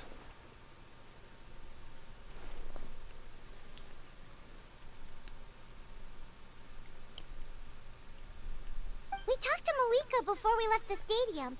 According to her, the cost of the captain's plan is too high. And, well, it makes sense. If that was truly the better choice, she would have picked it. Yeah, I trust the Pyro Archon. When I was upset about Kachina's disappearance, she was really sincere and patient with me. Plus, she burned down all those precious mementos for Kachina. She's already proven how much she values even a single person's life. When it comes to Natlan's survival, there's no way she would hold back. I agree. Maybe the captain weighed the costs and came to his own conclusion, but I'm sure we have different priorities. Life is important, but so are history and memory.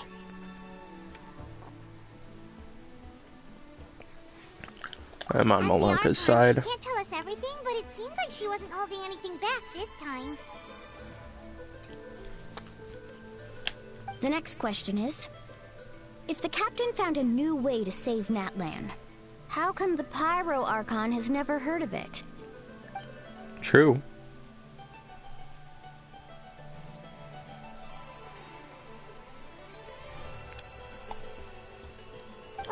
This is all super confusing. We still don't have enough information. Once we figure out what the Fatui are doing, we'll have our answer. Let's head back then. Marika said her intelligence officer should return soon. How many Fatui there are, someone's bound to give something away. Sounds good. I have a few theories of my own. With a bit more information, we just might get to the bottom of the whole thing.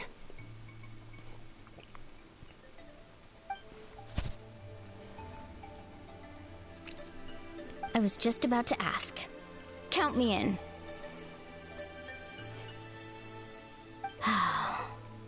If I was just a bit faster, we could have prevented a few people from getting hurt. People who could help us in the next battle. It's all a chain reaction.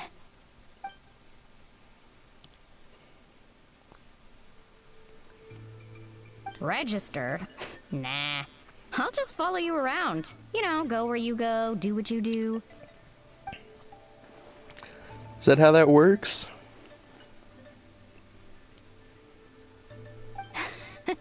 You got it.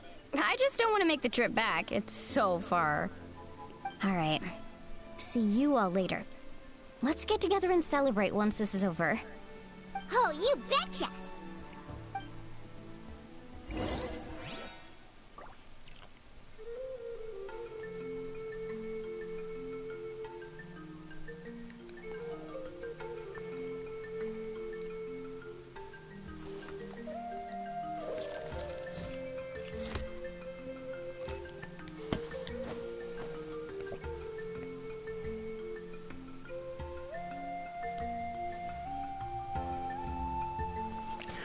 Alright, where am I heading to?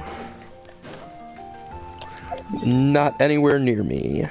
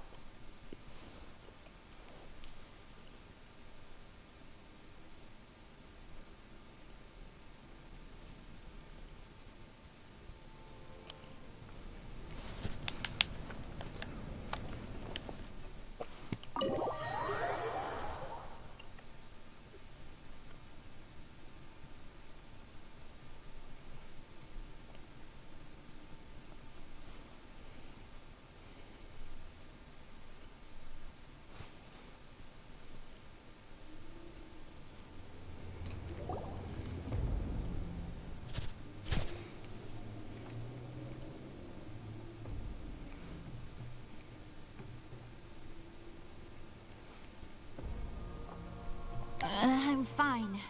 No need to worry. They ran into the Fatui while out on a mission and decided to follow them. The Fatui?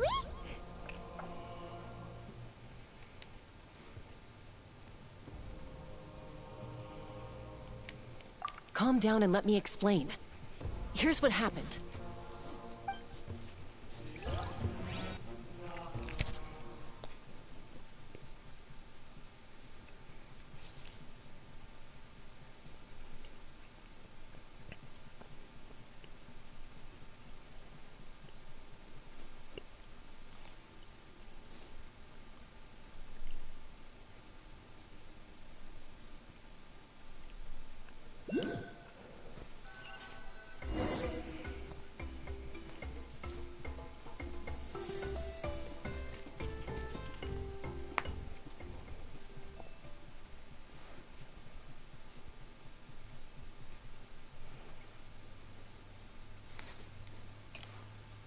Were they attacked by the Abyss?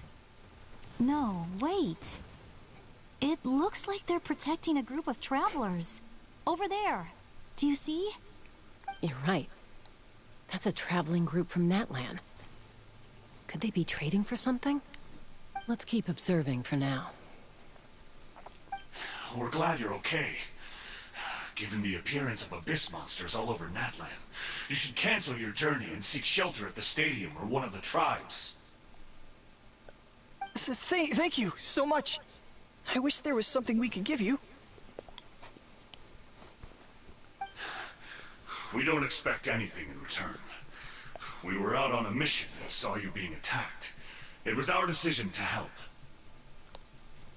If you truly wish to repay the favor, you can keep this a secret. If anyone asks, just say you were saved by warriors from Natlan. Oh, okay. We can do that. But... We're not asking you to cover up our activities. We haven't done anything illegal. Our captain simply wishes to remain undisturbed. Nonetheless, the decision remains yours. If we wanted to keep you quiet, we would have employed a harsher method. Got it. We'll get going now. Did you hear that? They mentioned a captain. Isn't that who the Pyro Archon is looking for? Exactly. We could be onto something big.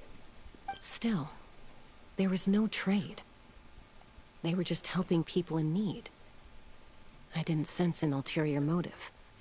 I didn't believe the captain when he said he wanted to save Natlan. But based on what we just saw, it's possible he was telling the truth. Maybe we've been wrong about the Fatui this whole time. It's too early to say. Let's follow them and see what's really going on.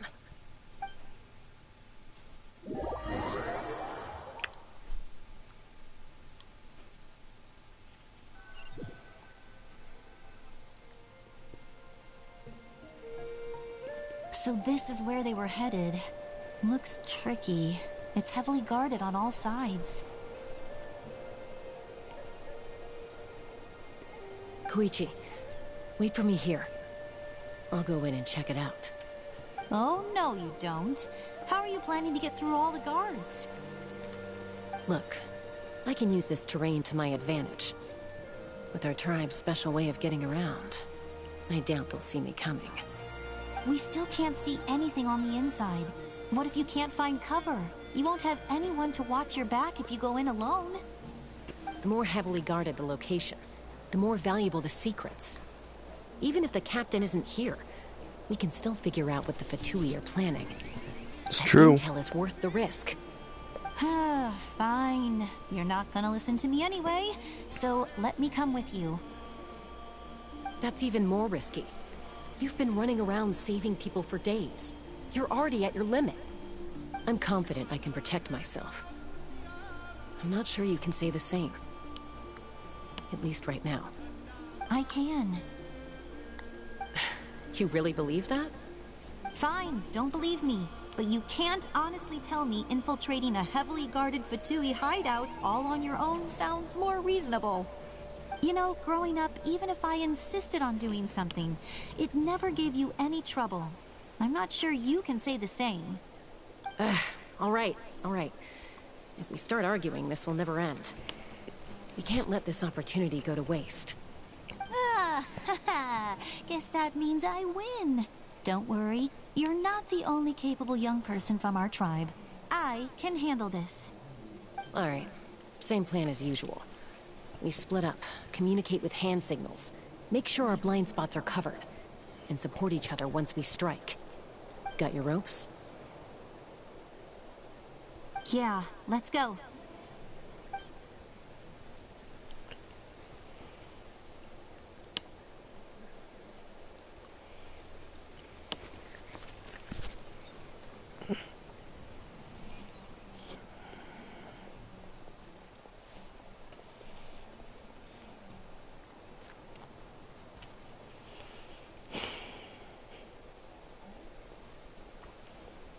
The Fatui have eyes all over this place.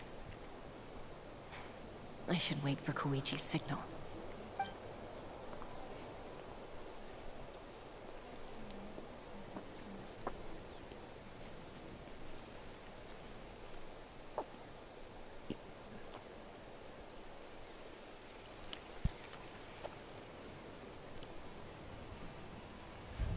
Now.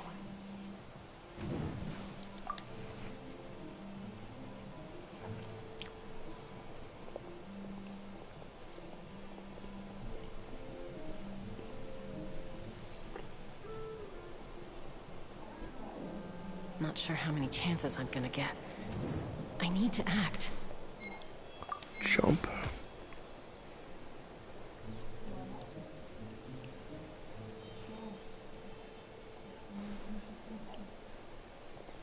Good.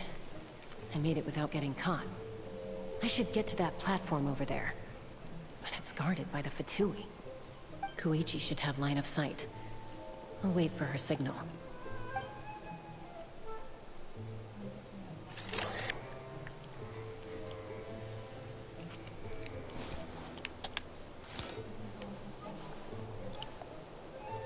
That's it. Now's my chance.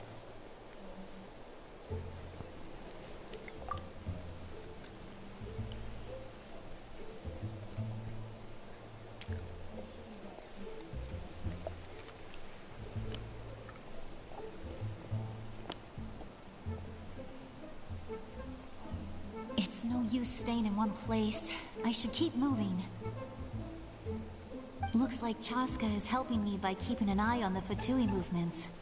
I'll wait for her signal.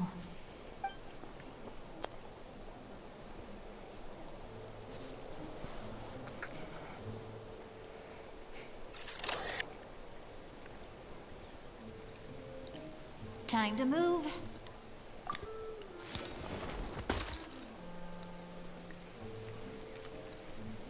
Ooh. That was close. Almost got caught. Probably can't make it over in one go. I'll wait for my next chance. Now's my chance.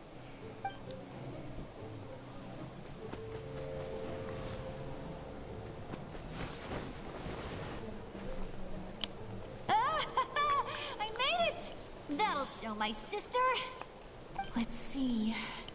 The Fatui's occupying all the best locations. If we could just get past them somehow. Wait, I've got it!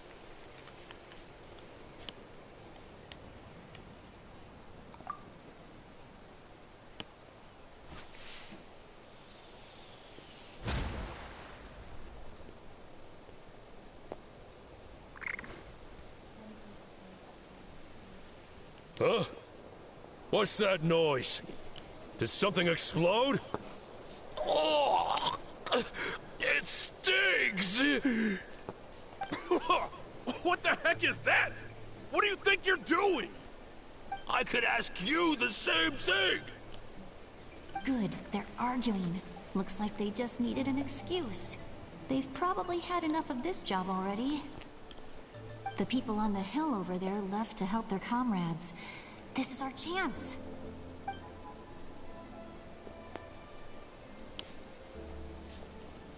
Come get me, Chaska. I hope she gets this hand signal. That's Koichi's signal. Smart idea. Alright, time to move. Give me your hand, quick. Coming!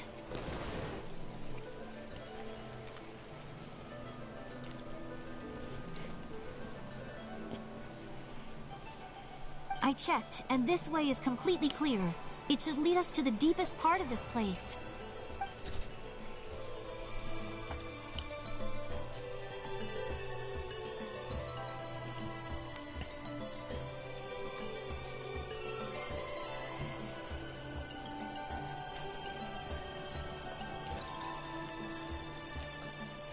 Well, I was pretty helpful, right? You know, everyone usually jumps at the chance to work with me. Not my own sister, though. No, she avoids me like her life depends on it. I was wrong, Koichi. You've done well. Wait, you're just gonna admit it? Now I look like the mean one. Let's focus on the task at hand. We're in the heart of enemy territory. The more time we waste, the more dangerous this becomes. All right. If you're not gonna take the bait, then I'll drop it. Looks like the Fatui are here to dig something up. I'm surprised they mobilized this many people. I doubt it's because they're interested in our culture and history. It seems like they're looking for a dragon relic called the Source Mechanism. The device is ancient. Barely any information survives to this day. And even people from Natland don't know how to use it. Why would this be the Fatui's target? Not bad. Looks like it's in good shape. This should be what our Lord's looking for. Took us long enough. Come on, let's get this thing back. Back? Back where? Should we keep following? You really want to keep going? Of course. We make a good team, don't you think? No reason to stop now. What was that sound? Uh-oh. We've been spotted. Time to go. Falling rock incoming! Watch out for your gadget! What? You'll regret that!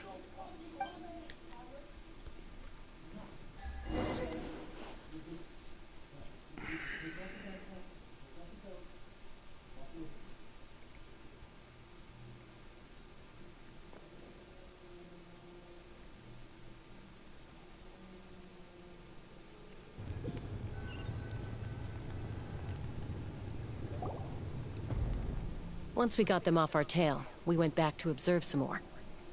They'd collected several identical pieces of something. It looked like they were waiting, though. So we decided to come back. So, Koichi got injured trying to get them off your tail? She pushed herself too hard and collapsed on the way back to the stadium. Well, I didn't cause you any trouble while we were fighting, right? So my perfect record remains.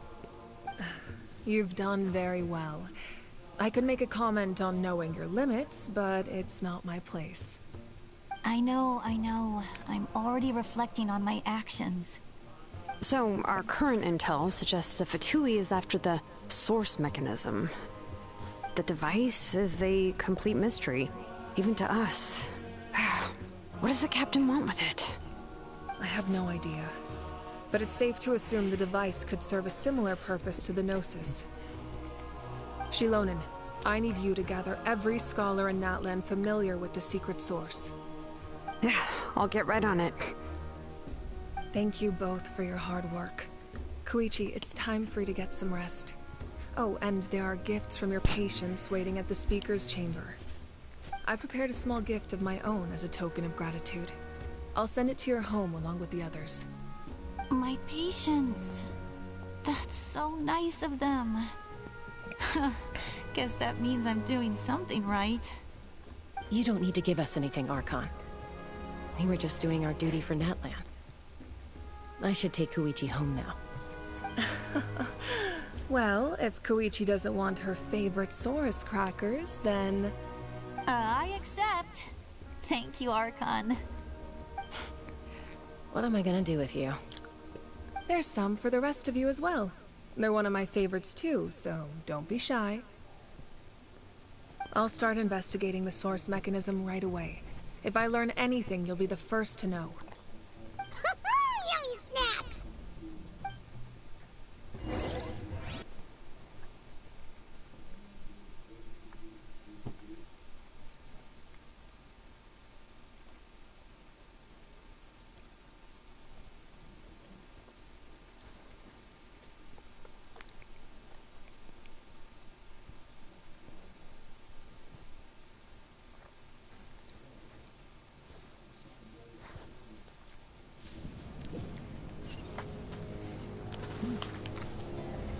Oh, that one's not too far.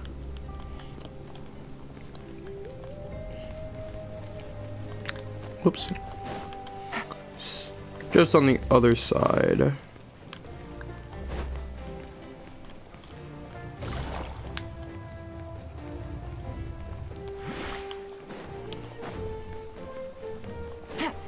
Take it easy.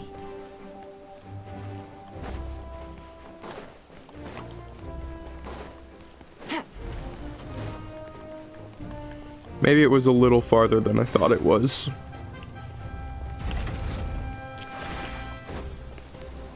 Take it easy. There we go. What's next to? I'm taking Koichi home, with our parents there to keep an eye on her. I can make sure she actually rests. Hey, it's not like I'm some kind of prisoner. I'll be fine in a day or two. There's no need to go all the way home. That's what you always say. Everything's no big deal until you collapse. What if the Abyss attacks again? You're saying if I let you rest in a hotel, you're not gonna rush out the minute you hear the alarm? I won't. Triple promise I won't. Mm-hmm. Fine. On the off chance something like that were to happen, I might. But I'm a doctor. I have a duty to help people in need, no matter how hard or tiring the work gets. I guess you're right. But I don't have to like it. This reminds Paimon of when we first met. Except you were the one trying to stop Chaska from doing something dangerous. I'd do the same for anyone trying to put their life in danger. As a doctor, I don't want people to get hurt because of a rash decision. Then try to see things from my perspective. You clearly want to protect your patients. So can't you understand why your own sister would feel the same way about you? The two of you are the same, you know? Yeah. I disagree. I understand the risks and costs of my decisions. No, I would say you guys are pretty much the exact same. Overconfident, always making excuses when things go That's wrong. crazy. That's just not true. You think I don't have proof? Okay, don't get into another fight. Just pretend Paimon never said anything. Don't worry, Paimon. You didn't do anything wrong. Arguing is just how we communicate. Neither of us really takes it to heart. Plus, I guess we are similar in some ways.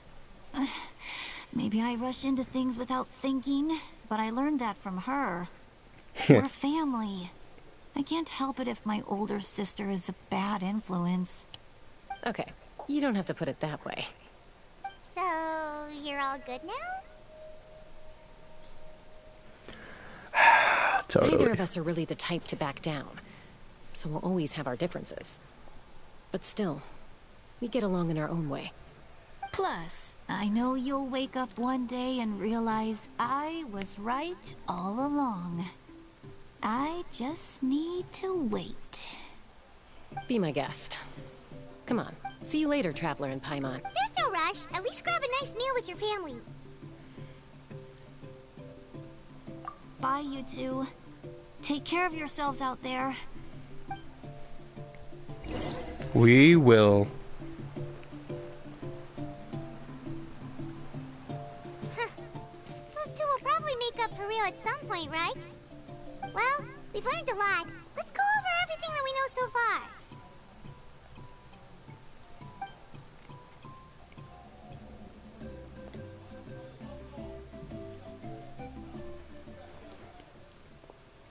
Oh, her. Sorry for popping up out of nowhere. Again. Why do you look so awkward? Oh, is there something you need from us? Okay, I won't beat around the bush. Oh, and I'm sorry for interrupting your rest. I'll treat you to some charcoal grilled steak to make up for it. Nice. Just finish your orders. Hey, friends don't order each other around. I'm just here to share some news. Remember what we talked about before parting ways? Oh yeah, you mentioned how Auroron has always wanted to save Natlan, and something about his soul being fragmented. Paimon and the Traveler discussed it after you left, and we think Auroron is probably back with the captain. What do you think? I agree with your hypothesis. And just now, I confirmed it myself. Auroron came back. He helped the Masters of the Nightwind defend our camp. What? He came back? Interesting. I told him to give up whatever he's doing, but he refused. He said they're just one step away from success, so there's no way he can back out now. Apparently, he came back to fulfill his duty to our tribe. When he left, he said it was because he still has a duty to Natlan as a whole. I'm not surprised you let him go at all. I had to prioritize my tribe. Besides, the situation was intense. I couldn't focus on outside and inside threats at the same time. Makes sense. Plus, he was on guard. He knew I would try to go after him, so he made sure to keep his distance. I kept an eye out for a good opportunity, but it never came. All these years of calling me Granny, and I couldn't do a single thing for him in the end. Don't say that! Your tribe all raised him together, right? That couldn't have been easy. You're right. Seeing him come back reminded me of when he was little.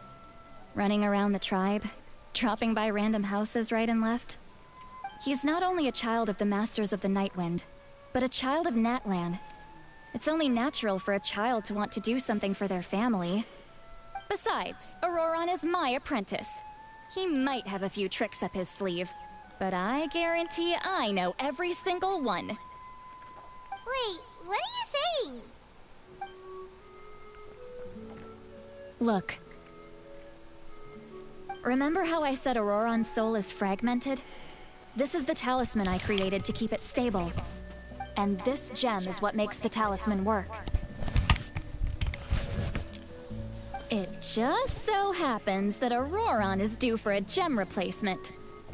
Since I can't get close to him, I put the new gem in a supply bag and asked Aoife to bring it to him. You guys know Aoife, right? No? Well, he's a pretty famous vet around these parts. He's always bringing me all sorts of things, and he happens to be very good friends with Auroron. Aoife doesn't know what's going on, so he agreed, no questions asked. Auroron would find the gem as soon as he opened the bag. He knows how important it is, so I knew he would make the switch. He probably suspected that I tampered with it. But here's the catch. The trick is on the bag. The moment he touched it, a portion of his memories were copied onto the old gem, which he no longer needed. That's amazing. You can do something like that? Most people can't, but I can. That trick he used to bring you to the Night Kingdom isn't anything special, by the way. My technique is much more subtle. He won't notice anything. So in other words, we have a whole backup of Auroron's memories in this gem. The kid thinks he can take me on? Like I wasn't the one who taught him everything he knows? That's amazing, Sweet Lolly. Let's take a look right away. Once we get to the bottom of this, we can finally track him down. I know he thinks of me as his grandma, but do you think he'll get mad at me for this? You can be honest. Huh, that's a tough question. Paimon doesn't have a grandma, Probably. so she's not the best person to ask.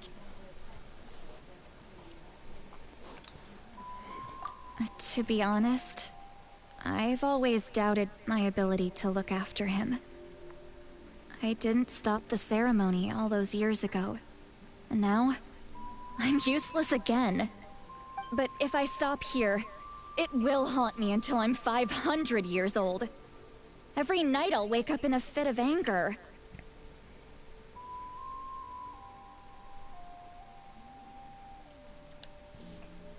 Yeah, you're right.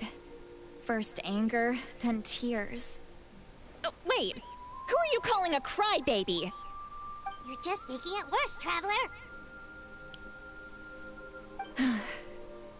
I need to look at his memory. Even if he resents me, refuses to see me, or runs away for good. I don't care, and I won't blame him. A family does whatever it takes to protect their own. You sure you'll be okay? We can come with you if you want. Did you just say you'll come with me? Is that okay? We have a pretty good reason to see it too, don't we? Because, right, we need leads on the Fatui. You really mean it? Fine, you can come. Don't worry, we're professional adventurers.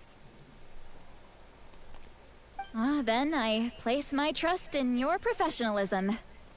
All right, time to sneak into someone else's memory and engage in some,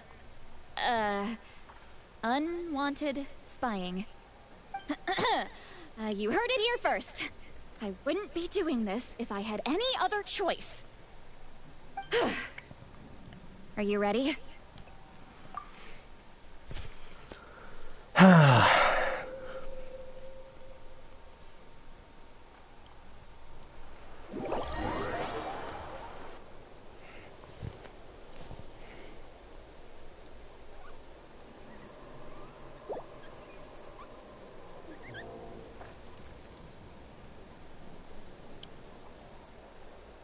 Look how good you're doing.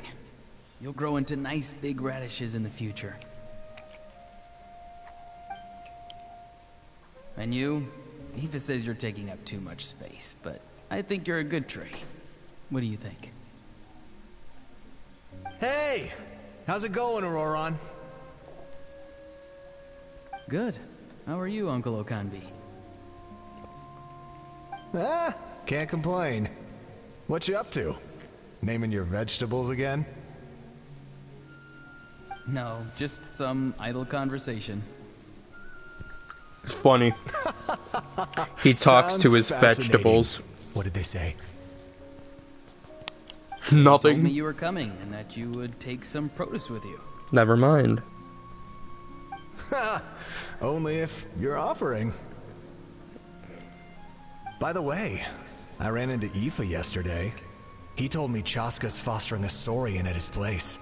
Said the thing trampled over a part of your radish garden. I hope you two didn't get into a huge fight. No, don't worry. I'll find a way for him to make it up to me. I've already wrapped your share of the produce. Here you go. You really knew I was coming. That's pretty amazing. Light up the smoke and you can see the path through the shadows. That's what everyone says. Hey, have you seen that strange group of people that just appeared out of nowhere? Appeared out of nowhere? I don't think so. It's the Fatui. Their leader seems like a big deal. He didn't bring many men with him, but they're all elite warriors. It seems like they're looking for someone, but I wouldn't go around asking too many questions. If you run into them, be careful.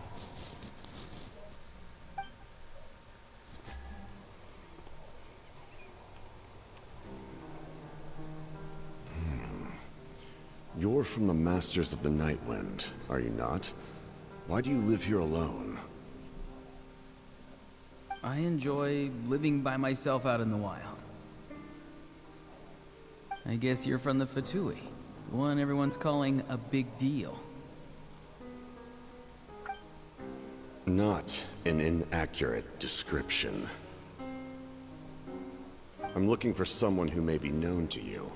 Citlali is her name. Granny? What does an Outlander want with her? I've heard the name. You have business with her?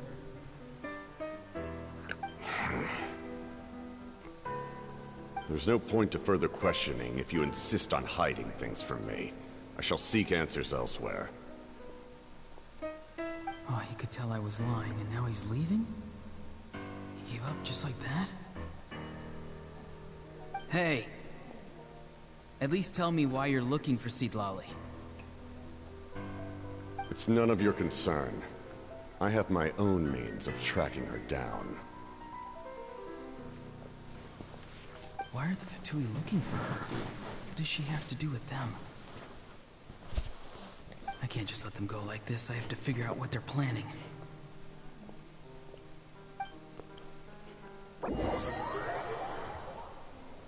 Interesting.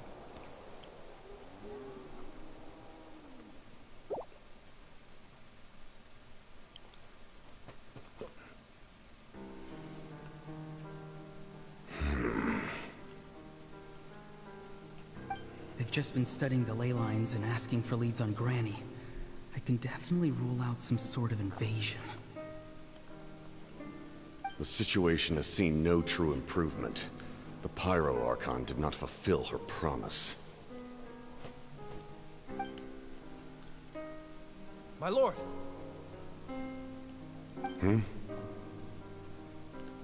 Ignore him.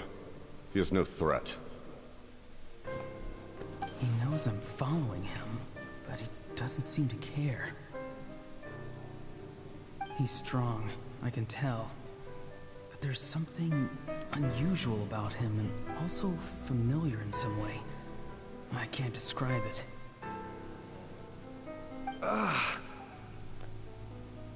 What is it?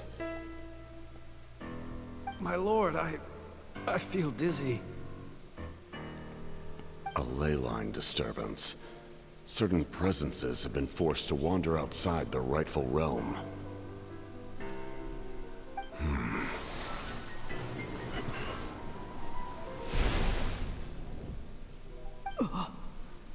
That was a spell from the Masters of the Nightwind. How did he know that? Is he sending those escaped souls back into the ley lines? How did he do that so easily? Soulfaring is supposed to be extremely difficult. This could be related to why he's searching for Granny. I feel much better. Thank you, my lord. Think nothing of it. Stay vigilant, and continue to gather information. The Abyss could attack at any moment. If you notice any irregularities, assume drill formation and be prepared to fight. However, there's no reason to over-engage. Information is our first priority. Yes, sir. Why are the Fatui fighting against the Abyss? Do they really mean us no harm?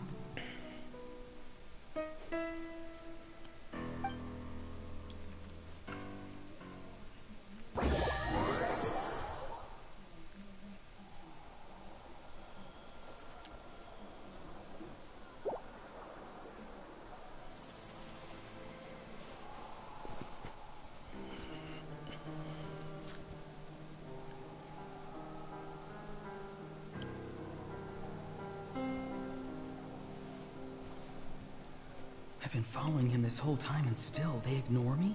Do they really not care? It seems like his subordinates referred to him as the captain. Never heard of him before. And now he's headed to the stadium. That's unusual. Oh, what is he gonna do? You two, with me. Everyone else, wait here as instructed. Send word to the other teams to retreat immediately if this fails. Yes, sir. He's going inside? But the Pyro Archon is in there. What does he want with her? Forgive me, my lord. Allow me to check one more time. Do you truly wish to do this? The time for idle observation is over. It now falls on me to act. This nation is out of time. Yes, sir.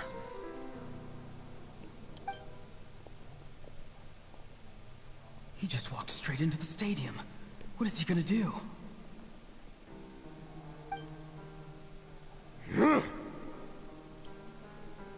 They're both incredibly strong. How long will they have to fight until someone comes out on top?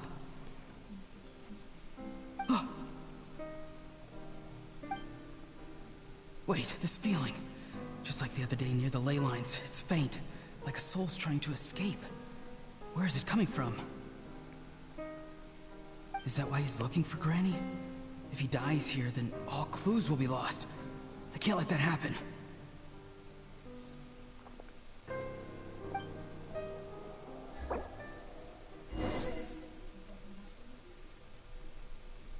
Interesting, interesting.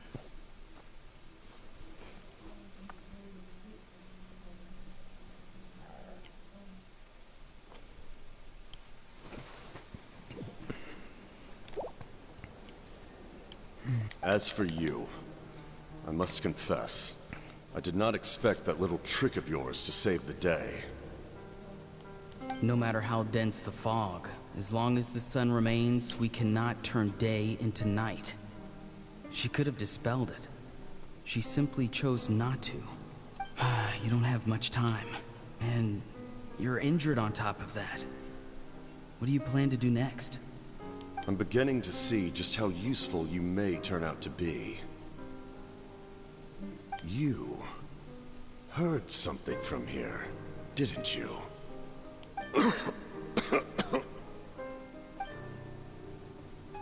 No need to force yourself. I've never seen anyone match the Pyro Archon in battle before. I didn't expect you to intervene at such a critical moment. You know I've been following you. Why didn't you stop me? When walking in the forest, it is only natural to encounter wild beasts. However, not every beast has the courage to come out and bite. And yet, one of those very beasts saved your life.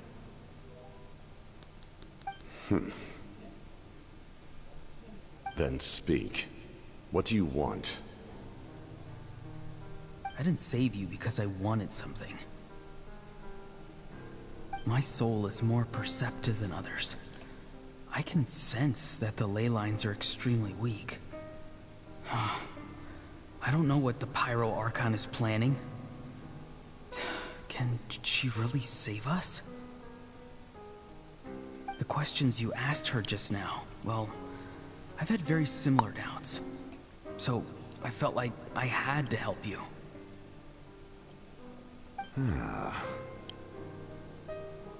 So, you can tell the truth.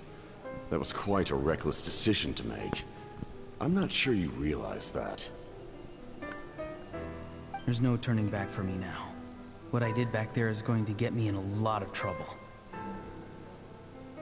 You attacked the Pyro Archon in broad daylight, and I used my spell to save you. A single glance was likely all it took for her to recognize my tribe. So, we're in the same boat. Seem to care little for my thoughts on the matter.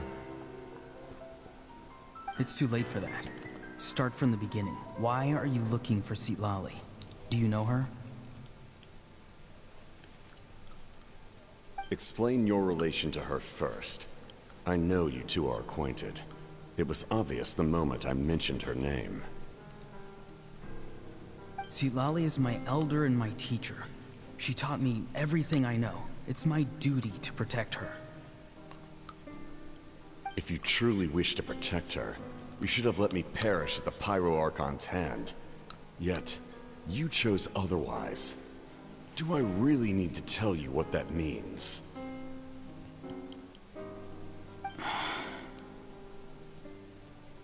I want to do something to change Natlan for the better. Something I can accomplish with my own two hands. You're stranger than anyone I've ever met. But maybe, just maybe, you can show me the way. Strange? Citlali is said to be the legendary Granny Eastly, someone capable of communicating with the Wyub, and the Wyub are the key to information on the Night Kingdom. Why do you need knowledge on the Night Kingdom?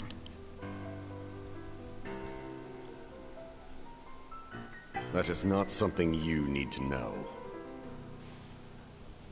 Don't forget, I saved your life. Do you not believe the Fatui capable of betraying a debt? People can lie, but souls cannot. I can tell there's a weight to your soul, a sense of justice. You may not live among your tribe, but you certainly know their tricks. I apologize for my rash judgment.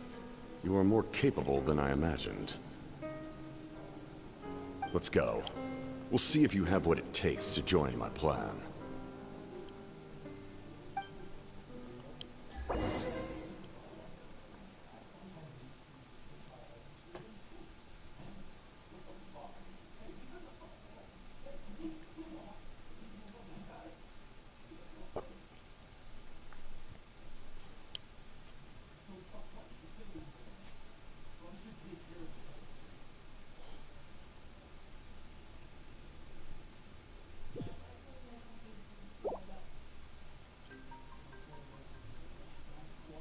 I see. Interesting approach. Worth trying, I think. Rather than weaving a net to protect the ley lines, this method would address the root problem by reconstructing the ley lines themselves.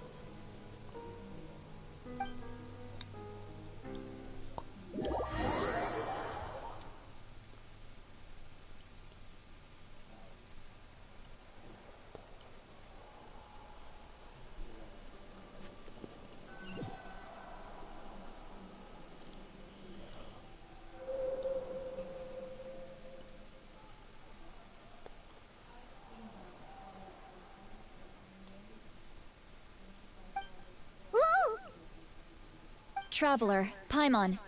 Are you two alright? Paimon's fine, just, a little dizzy. In the last Archon quest with Dainsley, there was a thing that was stolen by the Fatui.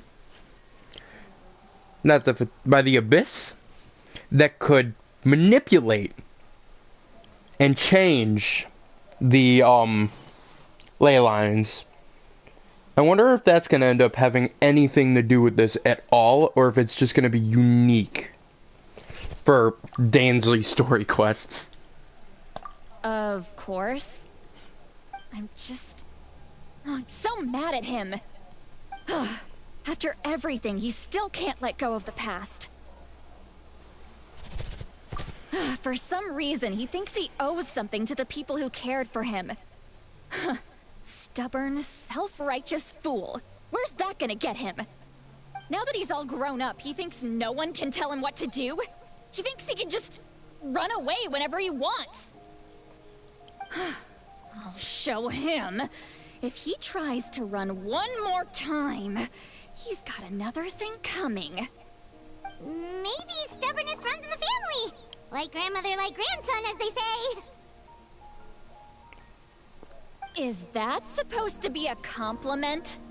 Huh, that kid's got nothing on me. Anyway, back to what we just saw. I don't even know what to make of it. Yeah, the captain seriously wants to reconstruct the ley lines? What does that even mean? Something like the loom of fate maybe? Exactly! How does that help with the abyss? The Loom of Fate, that's what it was called. That's the thing that was stolen by the Abyss in the Dainsley quest.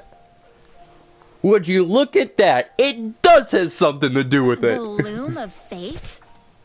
Oh, it's kind of hard to explain. Basically, it's a device from Conrio that has unbelievable power. Anyway, if he really wants to manipulate the ley lines, everyone in that land will be affected. Oh, this is big. Lines up with everything he said before he tried to size for the same purpose. Which means the captain has been honest from the very beginning. Auroran's memory proves that. Why is he so obsessed with saving Natlan? Oh, we've got to tell Moika about this right away. Yes, she needs to know about this. Now.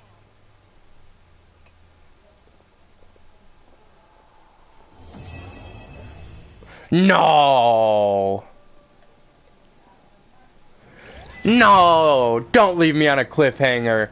Please be more. Oh, thank God.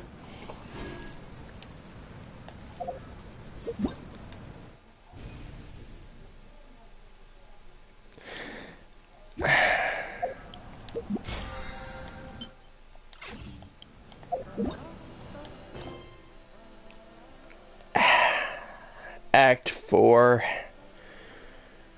I didn't know there was still that much more. I'm gonna have like another...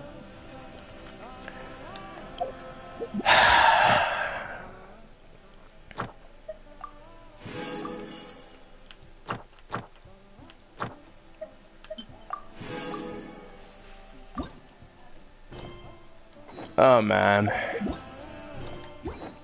Navigating the world.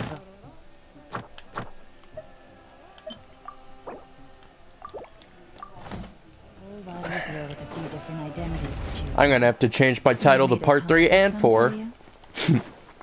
Take it easy.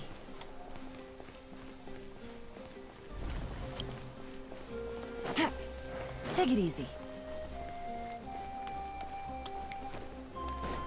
After I get to that, I'm gonna take a small little food break and then I'm gonna come back.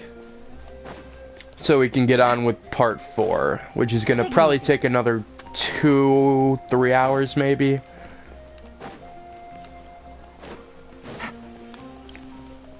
Oh man, I think it would be better to end it here and then restart for Part 4. Alright, that's what I'm gonna do. Thank you so much for watching Part 3 of... No. What? Part 5 of Part 3 of the story quest. And without that, I'll be ending this live stream off right here, and then pretty much immediately starting off on Part 5. So, see you in a few after a small break. Goodbye.